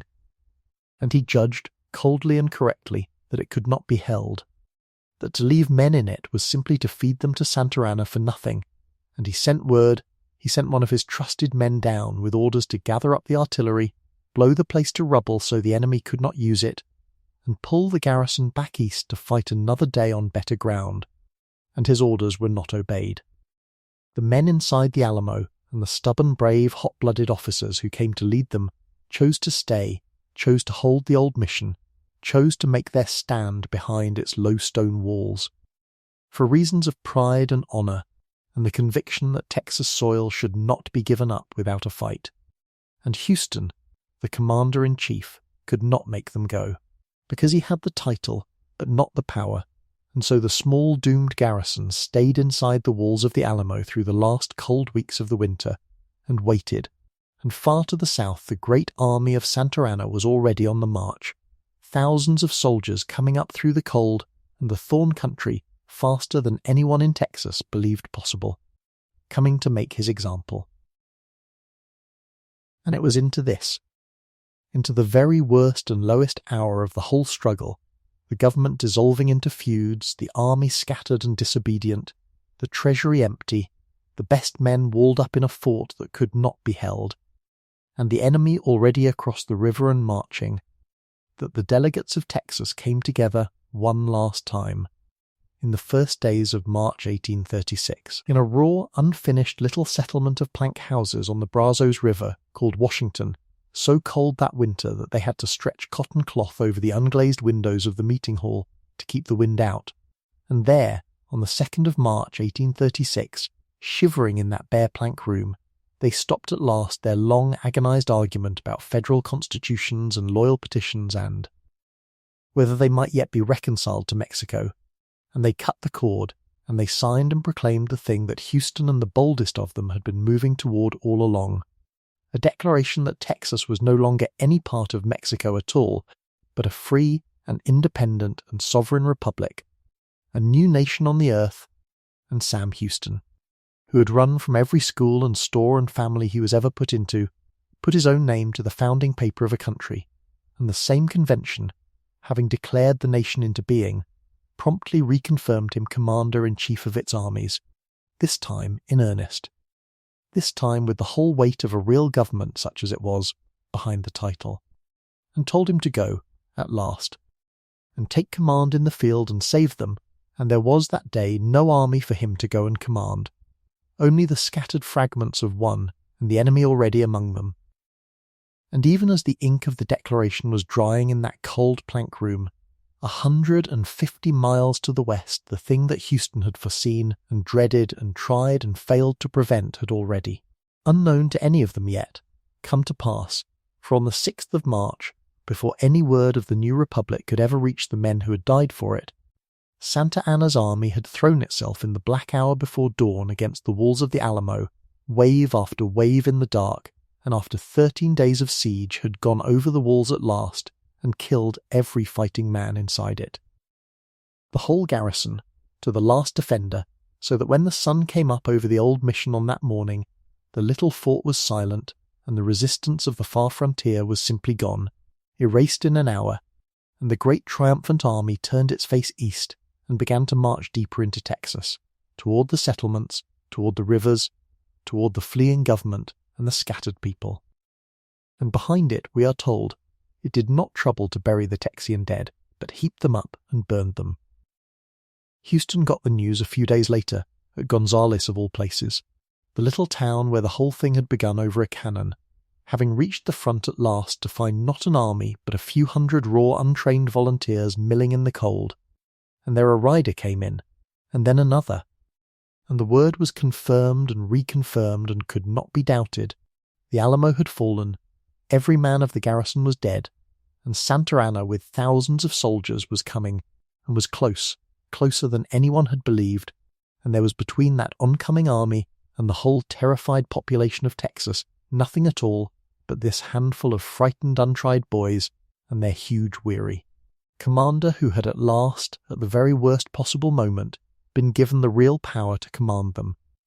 And Sam Houston stood in the cold at Gonzales with the ruin of the Alamo smoking in his mind and the enemy a short march to the west, and a few hundred green volunteers looking up at him waiting to be told what to do, and every hot and boastful voice in Texas wanted the same thing, wanted him to turn and stand and fight, to avenge the Alamo, to save the honour of the country then and there, and he looked at the odds, and he looked at his ragged half-army, and he did the one thing that took more courage than charging ever could, the one thing that almost no one wanted to hear, and that would earn him the hatred and the contempt of half his countrymen before it was through, the thing that only a man who had truly seen war could bring himself to do. He gave the order to fall back. So he fell back, and here, friend, we have to walk very slowly and very patiently, because what comes now is the part of the whole long life that the man himself would spend the rest of his years explaining, and that his enemies would never once forgive him for, and it does not look, from the outside, like the making of a hero at all. It looks like a big frightened army running away in the rain. And the strange truth this night has been building toward is that it was both. It was the middle of March 1836, and the little town of Gonzales, where the revolution had fired its first defiant shot only months before, sat on the Guadalupe River in the cold spring wet, and it was there, on the 11th of March, that Houston rode in to take command of the only field army the new republic had, and it was there, 2 nights later, that a pair of ragged, hollow-eyed Mexican women were brought to him out of the dark with a thing in their mouths that no one wanted to hear. The Alamo had fallen. It had fallen on the 6th, a week before, every man of the garrison dead behind the old mission walls, and the great column of the Mexican general was already marching, and it was not marching toward San Antonio anymore, it was marching toward them, toward Gonzales, toward every unguarded cabin and cornfield in the American colonies of Texas. Now think for a moment about what Houston actually had to set against that news, because the myth of the great commander wants us to imagine an army, and there was no army. He had somewhere between 300 and 400 men, most of them volunteers who had elected themselves and their officers and would obey an order exactly as long as they happened to agree with it. He had a few wagons, almost no powder, not one cannon worth the name, and a crowd of new recruits who had never stood in a line of battle in their lives and had just been handed the single most demoralizing piece of intelligence a soldier can receive, which is that the last men who tried to make a stand had all been killed to the last man. And so Houston did the thing that took more nerve than any charge, the thing that a lesser and vainer man, a man more frightened of what people would say than of what would actually happen, could never have made himself do. He gave the order to burn Gonzales to the ground so the enemy would find nothing to use, and he turned the whole ragged column east, away from the enemy, away from glory, away from the fight that every hot young man in the ranks was aching to give, and he began to retreat. And behind him, friend, all of Texas came apart. This is the thing history remembers with a shudder and a strange name, the runaway scrape, and it was not the army running, or not only the army, it was the people. Word went up the muddy roads faster than any horse, the Alamo is gone and Houston is falling back, and the Mexican army is coming, and the settlers did not wait to hear more. They left the bread in the ovens and the ploughs in the furrows and the wash on the line. They threw children and grandmothers and whatever they could carry into wagons and onto oxen and onto their own backs, and they poured east through the coldest, wettest march that anyone could remember, toward the Sabine River and the safety of the United States on the far side of it. Tens of thousands of them. An entire people in flight. The roads turned to bottomless mud and then to standing water. The rivers rose over their banks. The rain came down day after day after day. And the measles came, and the whooping cough, and the cold sank into wet clothes that never once got dry. And along those roads children died and were buried in the mud without coffins, while the mother stood over the hole in the rain for as long as she dared, and then climbed back onto the wagon and went on, because to stop was to be caught. That is what was happening behind the army as it marched. And out ahead of the army, in the newspapers of the settlements and in the panicked letters of the men who ran the trembling little government, another storm was rising, and it was aimed squarely at Houston, because they could not see what he was doing. All they could see was that the general with the grand title kept marching away from the enemy, day after day, mile after mile, east and east and east, and never turned to fight, and men are made in such a way that they will forgive almost anything sooner than they will forgive the appearance of cowardice. And so the word went around, and it was an ugly word, and it stuck. He was a coward. He was a drunkard hiding a bottle in his saddlebag. He had lost his nerve, if he had ever had any, back with his marriage and his governorship in Tennessee, and now he was going to run this last army clean, off the edge of Texas and into Louisiana, and lose the whole country, without ever firing a shot, and good riddance to him. His own officers said it, some of them, to his face and behind his back. 2 of his colonels came within an inch of leading their men off to fight on their own hook, and letting the general run east by himself. The interim president of the new republic, a small, furious man named Burnet, wrote him a letter that a general does not usually get to keep and stay a general, and the whole of it can be boiled down to one sentence: you must fight, the salvation of the country depends on your fighting, the enemy are laughing you to scorn. And the Secretary of War, a big earnest man named Rusk, was sent out from the government to ride with the army and, everyone understood, to stiffen Houston's spine, or to find someone who had one. And through all of it, friend, this is the part I want you to hold on to in the warm dark. Through the mutiny in his own camp, and the contempt in the newspapers, and the letters that all but called him a traitor, Houston said almost nothing. He did not defend himself. He did not explain his plan, because he had learned long ago that an army cannot keep a secret, and that a plan explained to 900 men is a plan explained to the enemy by nightfall,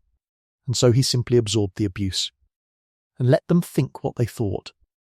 and kept marching, and did the one thing that mattered, which was that while they retreated he was quietly, patiently, day by day, turning that mob into an army. This is the piece the coward story leaves out. Every day of that miserable march, when they made camp in the wet, the men drilled. They learned to form a line and hold it, and to load and fire on command. They were joined, mile by mile, by new men riding in from the settlements, so that the 300 became 500, and the 500 crept toward 900. 2 proper cannon arrived. A gift from the citizens of Cincinnati far away in Ohio, a matched pair of 6-pounders that the soldiers named, with the rough tenderness of soldiers, the twin sisters. And somewhere on that long road east, the news came that did to those men what no drill and no speech could ever have done. The news that turned the frightened mob at last into something with teeth. It came from a place called Goliad. There had been another Texian force, near 400 men under a colonel named Fannin, caught in the open a little to the south, surrounded and made to surrender, and they had surrendered on terms, laying down their arms as honourable prisoners of war, expecting to be paroled and sent home. And on Palm Sunday, the 27th of March, on the direct order of the Mexican general far away, those men, near 400 of them, the wounded carried out on blankets because they could not walk, were marched out of the fort in 3 columns down 3 separate roads and shot. Shot down in cold blood after they had surrendered, the wounded finished where they lay, the whole garrison murdered in a single morning, so that now there were 2 names, not one. Now it was not only the Alamo, where men had at least died fighting with weapons in their hands, but Goliad, where men had died with empty hands after being promised their lives. And I will tell you what that news did, friend, because it is one of the grim, true engines of this story. It burned the fear out of them. A frightened man runs, but a man who has just learned that surrender means being marched down a road and shot has nothing left to be frightened with. He has only the cold hard thing that is left when fear is gone, and that thing has a use on a battlefield. Remember the Alamo. The men in that muddy column began to say to one another around the fires. Remember Goliad. And Houston, watching, listening, saying nothing, knew that at last, at long last, he had something in his hands worth turning around. Now the roads of Texas came, at that time, to a famous fork, a place where the eastward track split. And one branch ran on toward the Sabine and the United States in safety, and the other branch turned down toward the coast, toward a town called Harrisburg and the ground where the Mexican general was, and the story that the old soldiers told ever afterward, and it may even be true, is that when the army reached that fork the men did not wait for an order, The head of the column simply took the lower road, the road toward the enemy, of its own accord. And Houston let them, and rode down it with them, and that was the moment the retreat ended and the hunt began. Because the enemy had made a mistake. The great Mexican general, so certain the war was already won, so eager to catch the fleeing rebel government and put an end to the whole business, had done the one thing a careful commander never does. He had divided his army, and dashed ahead with only a part of it, some 700 or 800 men, driving hard for the coast to snap up the rebel president and his cabinet, and in his hurry he had put his own body and his own small column out at the very tip of a long thin line, far ahead of the rest, in low wet country cut off by rivers and bayous.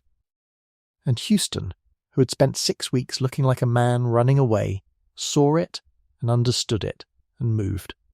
Now the marching went the other way, and it went fast. They crossed the swollen Buffalo Bayou on a leaking ferry and a raft of boards, men and horses and the 2 Cincinnati cannon, working through the night, and on the afternoon of the 20th of April, 1836,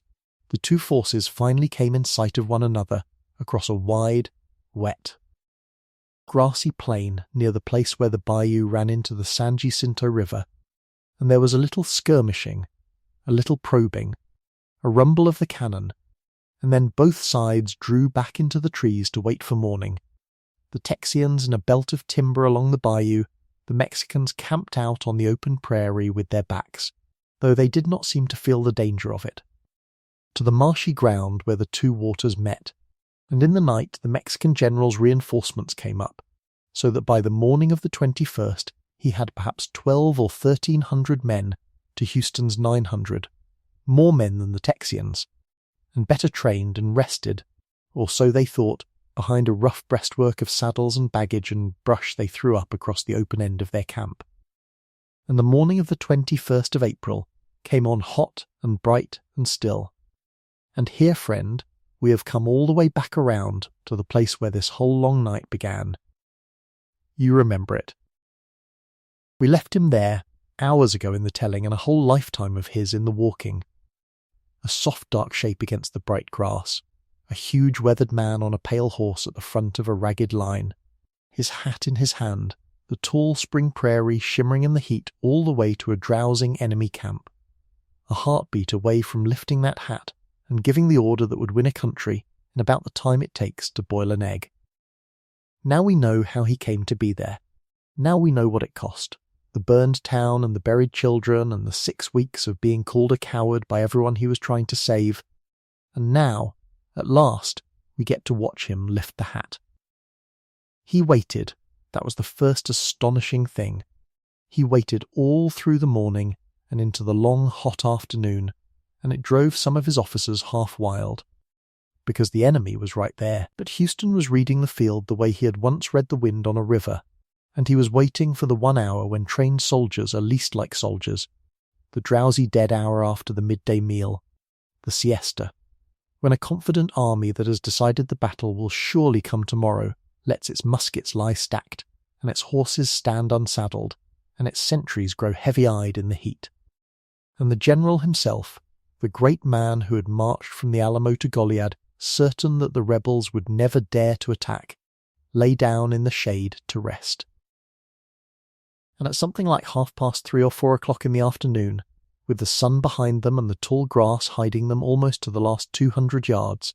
Houston formed his whole little army in a single long line, not in reserve, not in columns, everything, every last man thrown forward at once, because there would be no second try, and he walked his pale horse out in front of them, and he took off his hat, and he swept it forward, and the line came out of the grass. There was a fiddle and a drum, and somebody of all the tunes in the world was playing a sentimental little love song called Will You Come to the Bower, and the twin sisters, the 2 cannon from Cincinnati, were run forward by hand and loaded with broken horseshoes and scrap iron and anything that would tear. And they went off into the breastwork at point-blank range, and then 900 men, who had been running and grieving and swallowing their shame for 6 weeks, came up out of that grass screaming the 2 names they had been saving. Remember the Alamo. Remember Goliad. and the camp that had been dozing in the heat came apart in a matter of minutes. This is the place where the story has hung a famous number, and because we do not deal in counterfeits on this channel, we are going to handle the number honestly. 18 minutes. The histories say the Battle of San Jacinto, the fight that decided the ownership of a territory bigger than France, lasted 18 minutes,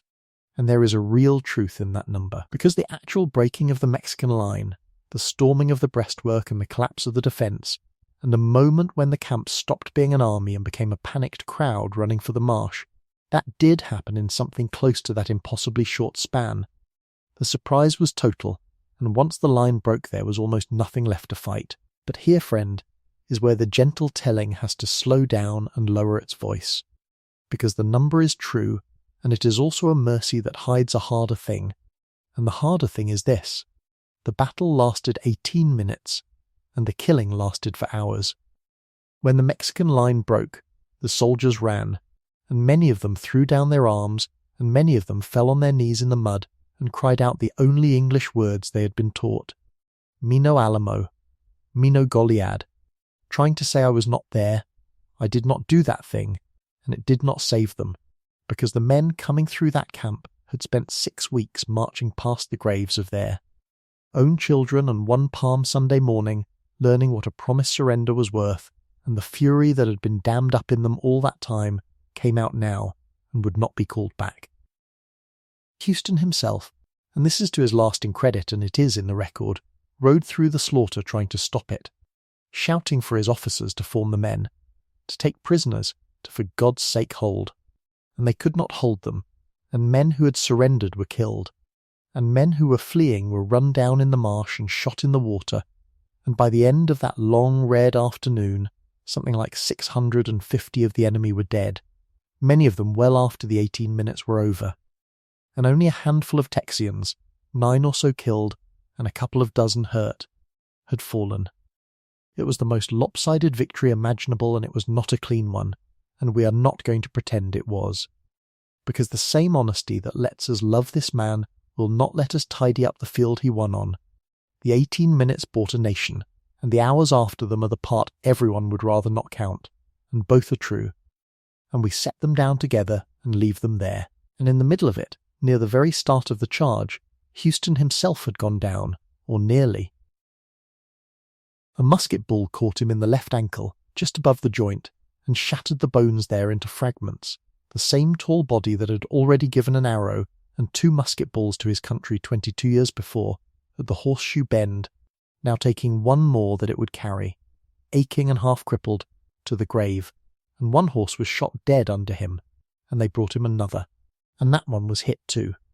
so that the general rode through his own greatest victory on a dying horse with his boot filling up with blood,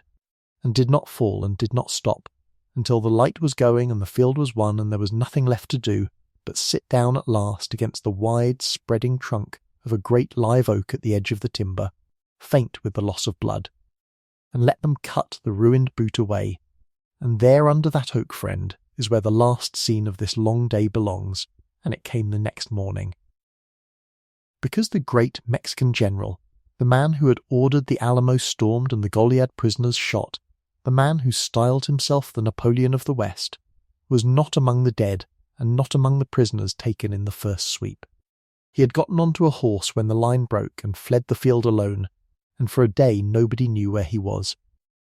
And on the afternoon of the 22nd, a Texian patrol beating through the tall grass and the thickets along the bayou came upon a single bedraggled figure hiding in the wet,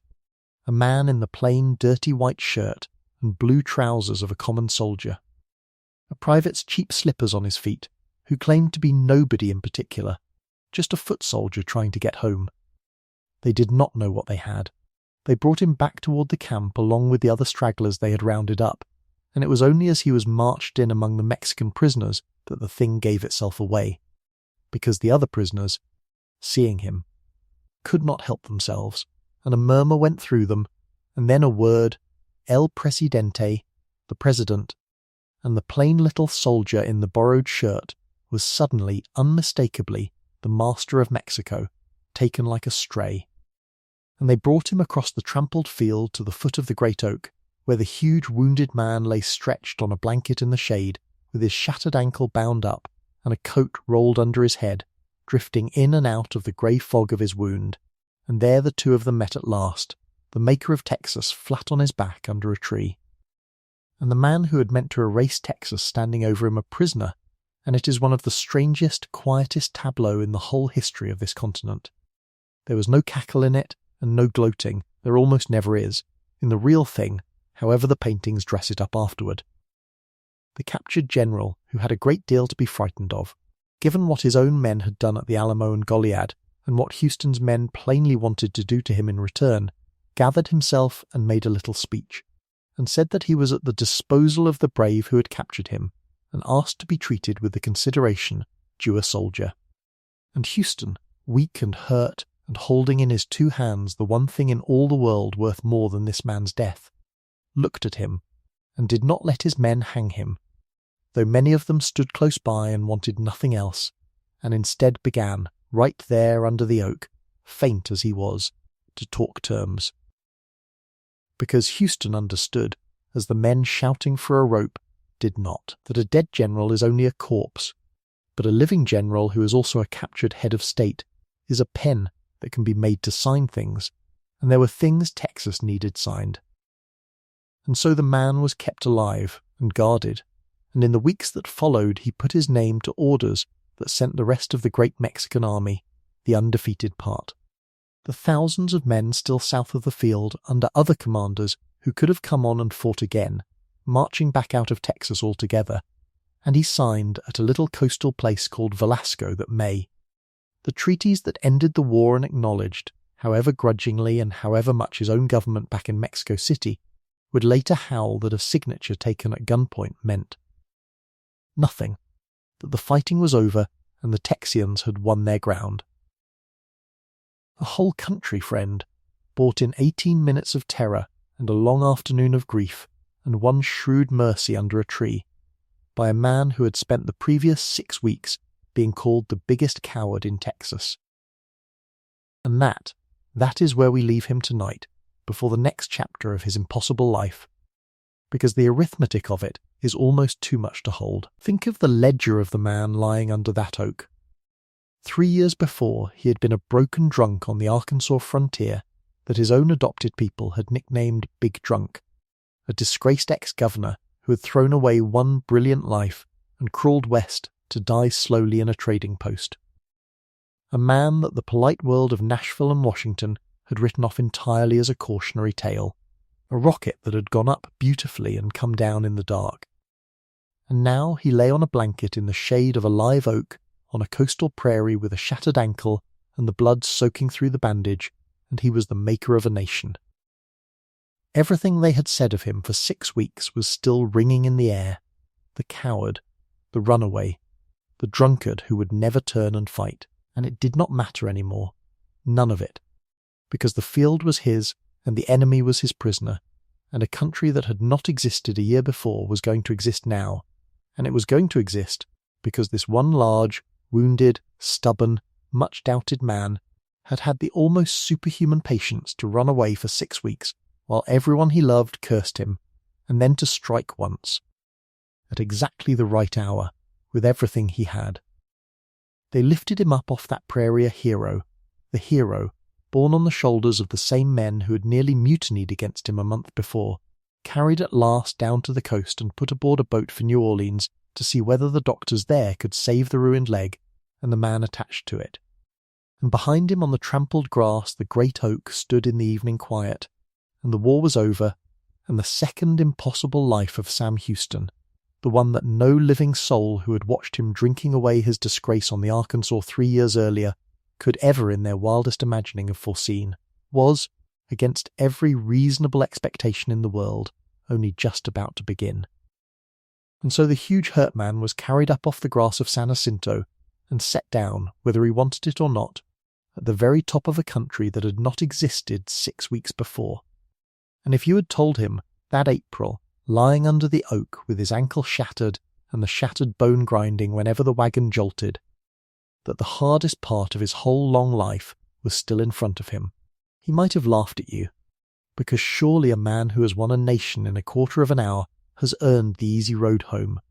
But there is no easy road in this story, friend. There never was. And the truth of the years now coming is that making Texas turned out to be the small labour, and keeping it, and steadying himself inside it, and then at the very end refusing to help it destroy itself.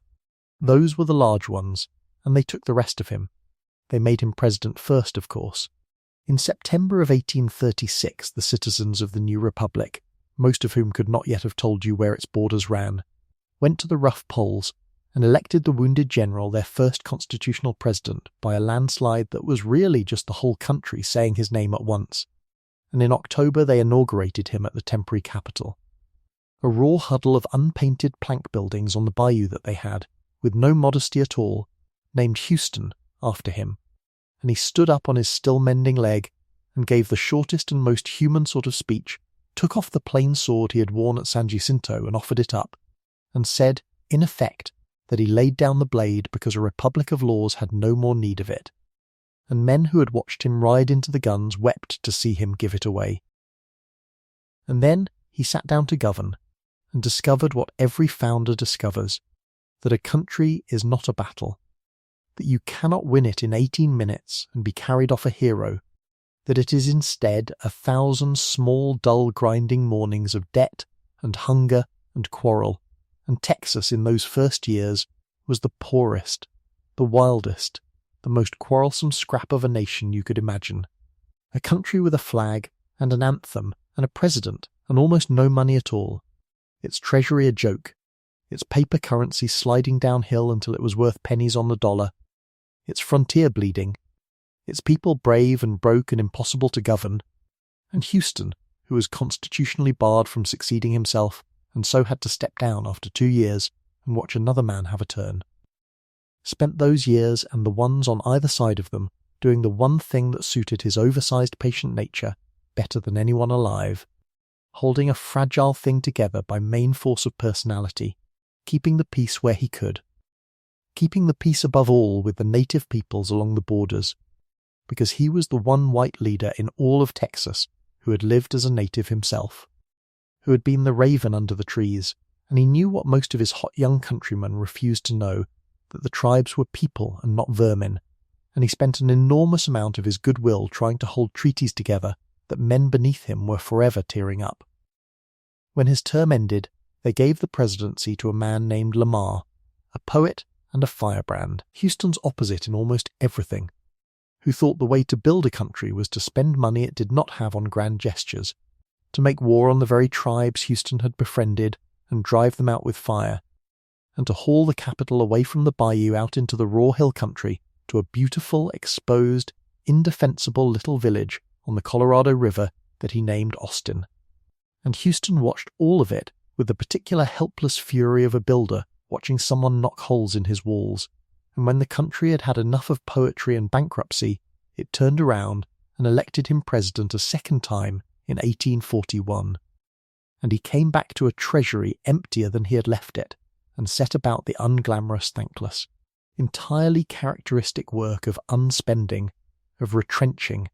of paying down and calming down and making peace, and it is one of the quiet ironies of his life that he is remembered for the loud thing, the charge and the shout and the sword, when the truest measure of the man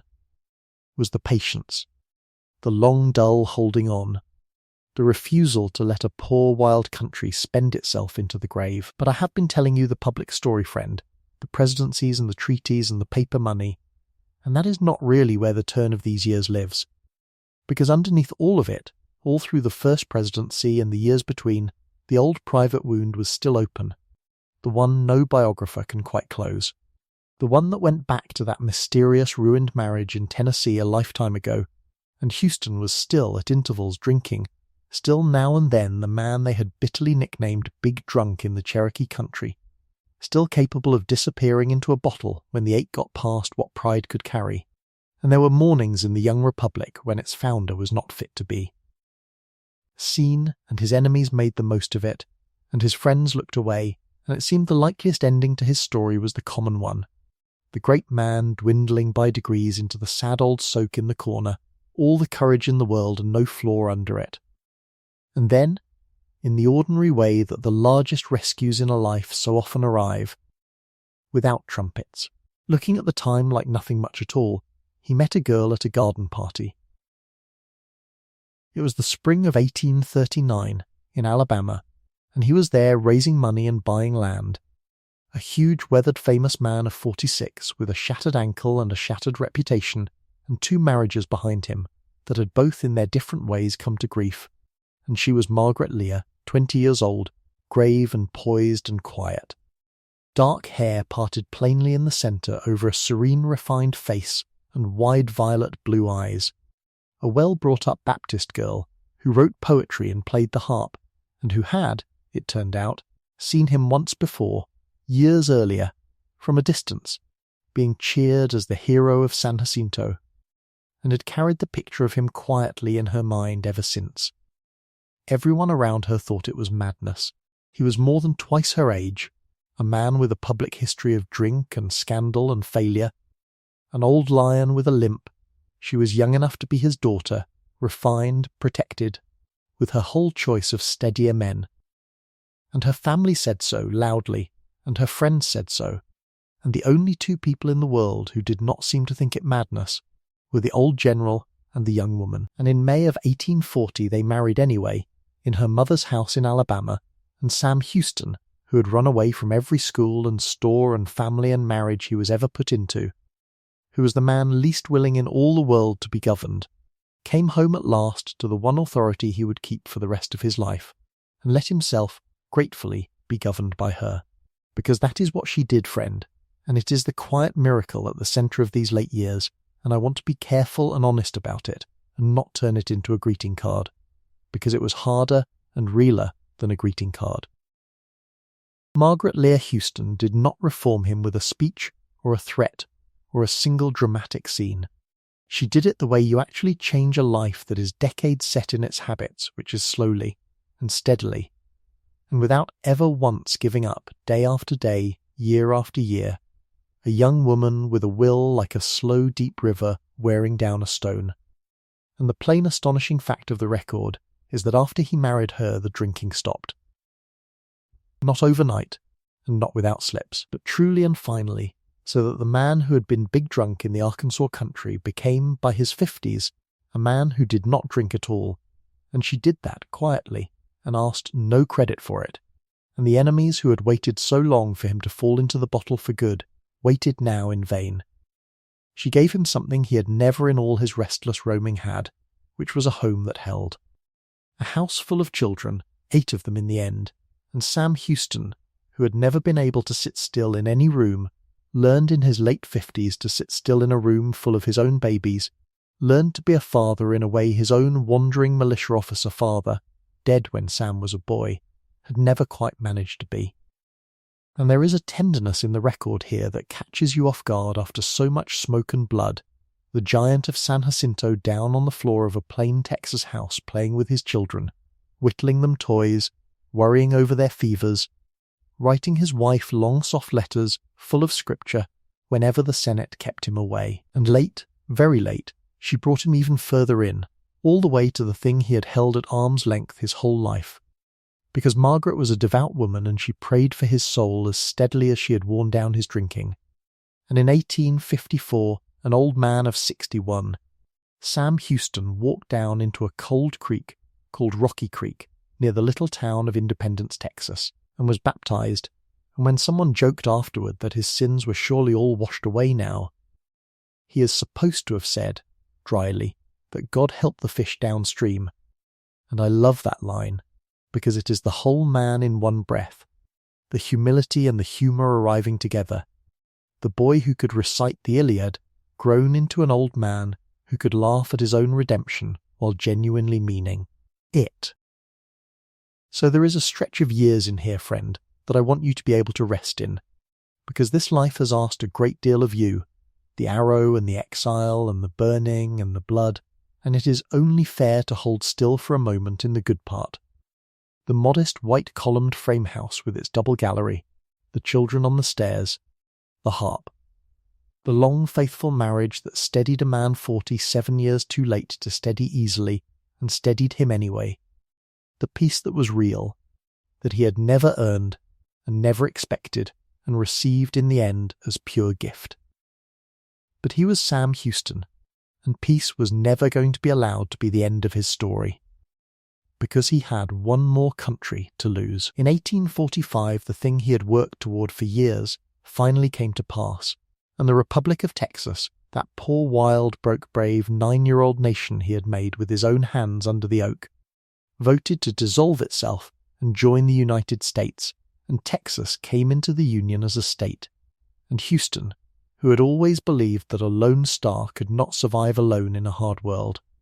that the little republic's true destiny was to fold itself into the great American whole, counted it one of the triumphs of his life,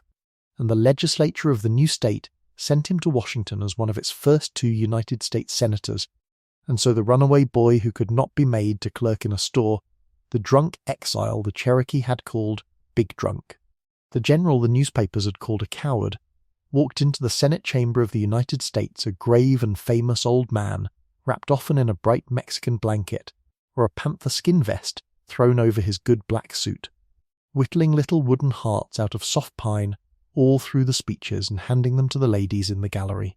And for the next 13 years he was one of the great stubborn landmarks of that chamber. And here is where the second breaking begins, friend. Slowly, the way the first one did, so slowly that at first it looks only like a man growing old among younger men. Because the Union that Houston loved, the great American whole he had brought his Lone Star home to, was cracking down its middle over slavery, splitting North from South, and the men of his own section, the South, the men of his own state, Texas, were sliding year by year toward the idea that if they could not have their way they would leave, would break the Union apart and go. And Sam Houston, a Southern man, a slaveholder himself, a man with no illusions about the ordinary opinions of his time, looked at that road and planted his feet and said no, would say no to the end, because he had made one country and watched it struggle and die of its own quarrels, and he could see, with the terrible clear sight of a man who had actually built and buried a nation exactly where secession led, could see the smoke already rising over towns not yet burned, and in 1854, when the Senate took up a bill that would tear the old sectional truce apart and light the fuse for good, Houston stood almost alone among Southern senators and voted against it, against his own section, against the certain fury of the men back home, and he knew what it would cost him, and he did it anyway. And the letters that came back from Texas called him traitor, the same ugly word, and the legislature that had sent him to Washington in triumph now censured him and made plain he would not be sent again. He was an old Unionist, growing more and more out of step with everyone around him, a man standing still while the whole country moved past him toward the cliff, and most men in that position simply retire and let the young have their war, but Houston was not most men, and in 1859, 66 years old, worn and heavy and slow, his career apparently over, censured and unwanted, he went home to Texas and did the most stubborn thing left to do. He ran for governor of the state, ran as a Unionist in a state boiling toward secession, ran on the fading hope that if he could just get his hands back on the levers he might hold Texas, his Texas, the country he had made, inside the Union and out of the fire, and against all odds and all sense the old magic worked one last time, and the people who cursed his politics could not quite bring themselves to vote against his name, and they elected him governor. And for a moment, one last moment, it looked as though Sam Houston might save his country a second time. He could not. The tide was too strong even for him, and this is the second breaking the whole night has been walking toward, so let us take it slowly and levelly, the way this lamp takes all hard things. In the winter of 1860 and 61, state after southern state voted to leave the Union, and the secessionists of Texas, over the furious opposition of their own governor, called a convention, and in February the convention voted to secede and to join the new Confederacy, and Houston fought it with everything an old man had, argued and warned and delayed, told them to their faces that they were sowing the wind and would reap the whirlwind, told them that the North was not the weak and cowardly thing they imagined, but a great cold engine of men and iron and money that would grind the South to powder, and he was right, exactly and prophetically right, and they did not listen, because people never listen to the man who tells them the war they want will be long and lost, and the convention declared Texas out of the Union and into the Confederacy, and then it required every officer of the state to come forward and swear a new oath of loyalty to the Confederate States of America. And on the 16th of March, 1861, they called the governor to come up and take that oath, called his name aloud in the crowded hall, Sam Houston, and called it again, and a third time, and the old man did not come. He was sitting downstairs in the basement of the Capitol with a piece of soft pine and his knife, whittling, listening to his own name echo down through the floorboards, unanswered, because here is the thing that gathers up his whole long stubborn life into one refusal, friend, and I want you to have it plainly. Sam Houston would not swear that oath, and it was not in the end about the Confederacy or the Union or slavery or any argument of the day. It was about the fact that he had already sworn an oath years before to the United States, and a man does not, he believed, get to unswear a thing sworn, does not get to keep his conscience by trading it, and he would rather lose the office he loved, the governorship of the country he had made, than stand up in that hall and put a second oath on top of the first and break them both. He had spent his whole life being the man who could not be governed,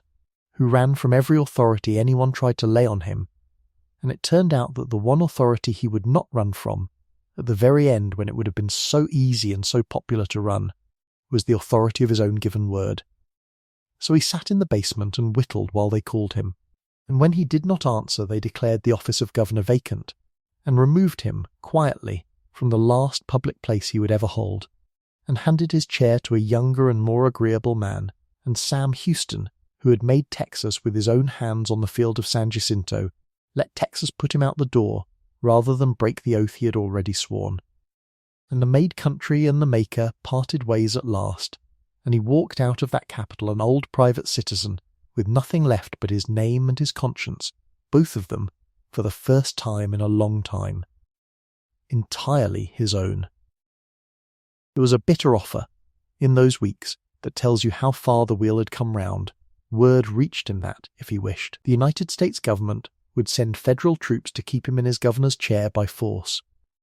would put down the secession of Texas with soldiers, and restore him to power on the point of a bayonet. And he thought about it, we know he thought about it, an old man who loved that office and believed with all his heart that secession was a catastrophe. And then he refused, because he would not be the man who brought federal armies marching into Texas to hold himself in power, would not buy his own restoration with his people's blood, would not, even to save the Union he loved, set his own country on fire from the inside, and so he turned it down and went home, and let the whole tragedy roll forward without him. And history has not always known what to do with a man who was right and lost, and would not cheat to win. But this lamp knows, friend. This lamp has seen enough betrayals to know exactly how rare and how quiet the refusal of one looks. He went home to Huntsville, to a curious rambling house they still call the Steamboat House, because it was built long and narrow with galleries like a riverboat, and there the last act played out gently and sadly and without much noise, while the great war he had foretold went roaring on across the continent exactly as he had said it would, the long lists of the dead coming back to Texas homes, the blockade tightening, the money turning to paper and then to nothing, all of it precisely the whirlwind he had begged them not to sow, and he could take no pleasure in being right, only a heavy old grief, and his health, never whole since Horseshoe Bend half a century before, since the arrow and the 2 musket balls that had drained and ached and never fully closed for 50 years, began at last to fail him for good. In the summer of 1863, in the same weeks that a battle called Gettysburg, far away in Pennsylvania, was breaking the back of the Confederate cause he had warned against, Sam Houston caught a cold that settled into his lungs and became pneumonia, and the great weathered body that had survived the arrow, and the musket balls and the shattered ankle and the drink and the exile and 70 hard years finally had no more to give, and he lay in the plain bedroom of the steamboat house with Margaret beside him. Margaret, who had steadied him and stopped his drinking and given him his children and his God and 23 years of the only peace he ever knew. And she sat by him and read to him from the scriptures she had brought him to, and on the 26th of July, 1863, quietly, he died. And the story gives us, as these stories so often do, a last legend to carry out of the room, and we will take it the way this lamp takes all such legends, with open eyes and a soft hand, because we do not deal in counterfeits here, but we know the difference between a lie and a truth too tender to prove. It is said that at the very end, drifting, the old man spoke 2 words, and the first was the name of the country he had made and broken and loved past all reason, Texas, Texas. And the second, the very last thing Sam Houston is supposed to have said in this world, was her name, Margaret. And then he was gone. And no one can prove those were the words framed. The historians will tell you honestly that a dying man's last syllables are the hardest of all things to fix, and I flag that plainly. And I am going to keep the story anyway, the way we keep such stories here, not as a fact about the dying man, but as a fact about everyone who has needed to tell it. Because it is exactly right, it is truer than true, that a life so enormous and so restless should narrow at the very end to just those 2 words, the country and the wife, the thing he made with his hands and the person who made him, and set the rest down. So let us set it down now, all of it, the way you set down anything too large and too heavy to carry into sleep, and let me lay the whole long life out one last time, gently, the way you would fold a coat over the back of a chair before bed. The barefoot boy on the Virginia farm under the Blue Mountains, restless and bookish, refusing to be a farmer. The tall, lean youth crossing the Tennessee River into the trees, taken in and named the Raven, lying under the oaks reading Homer over and over until he could say it all by heart. The young soldier at the horseshoe bend of the Tallapoosa, with the arrow in his thigh, ordering it torn out, taking the 2 musket balls, left among the dying and not dying. The dazzling young governor of Tennessee at the top of the world, and the mysterious ruined marriage,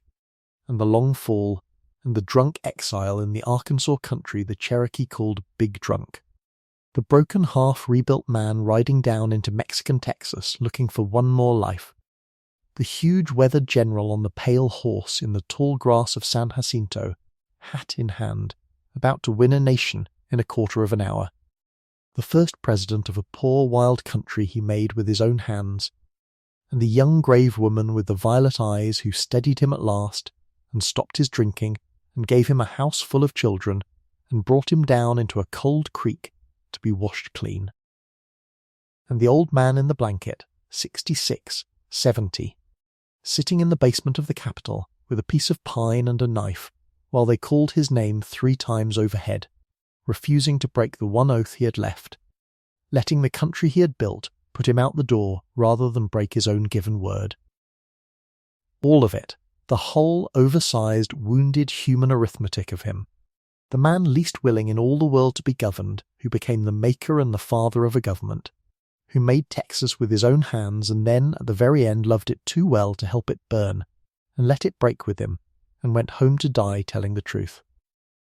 We asked one question at the very beginning of this night, a long time ago now, and we have answered it as honestly as we could and taken all the hours we needed. He was a man who could not be ruled, and the making of him was that he found, one thing at a time, the few things he would let rule him after all: the Cherokee who took him in, the wife who steadied him, and last and hardest, his own unbroken word. And that is why the boy who ran from everything could father a nation and then refuse to betray it, because a man who will not break his promise to himself has found the one government he cannot run away from. You do not have to carry any of it further than this room. It is all told now, and set down, and the ink is dry, and there is nothing left for you to do tonight but rest. The same patient stars that stood over the Virginia farm, and the wooded island in the wide river, and the log barricade at the horseshoe bend, and the great spreading oak at San Jacinto, and the plain steamboat house at Huntsville, are turning right now, slow and calm and endlessly unhurried, over his grave in the Texas dark. And they are turning at this very moment over your own roof too. Over this quiet room, over the lamp that is still keeping its small warm watch beside you. And there is nowhere at all you need to be, and nothing at all you need to carry. So let your shoulders drop the last little way into the pillow, and let your breathing slow and lengthen. And let this whole long troubled magnificent life loosen, and lift away from you like smoke from a snuffed candle, the arrow and the exile and the oath, and all of it drifting off and up and gone, and sink down easily, without any effort at all, into the deep warm country of sleep, where it is quiet and safe, and the lamp will burn a little while longer over you, before it too goes softly out. Thank you for spending this long night here with me. If you would like more of these quiet lives told slowly in the dark, the lamp is lit again each week, and there is always a chair by it for you. But that is for another night. For now there is only rest. Sleep well, friend. Good night.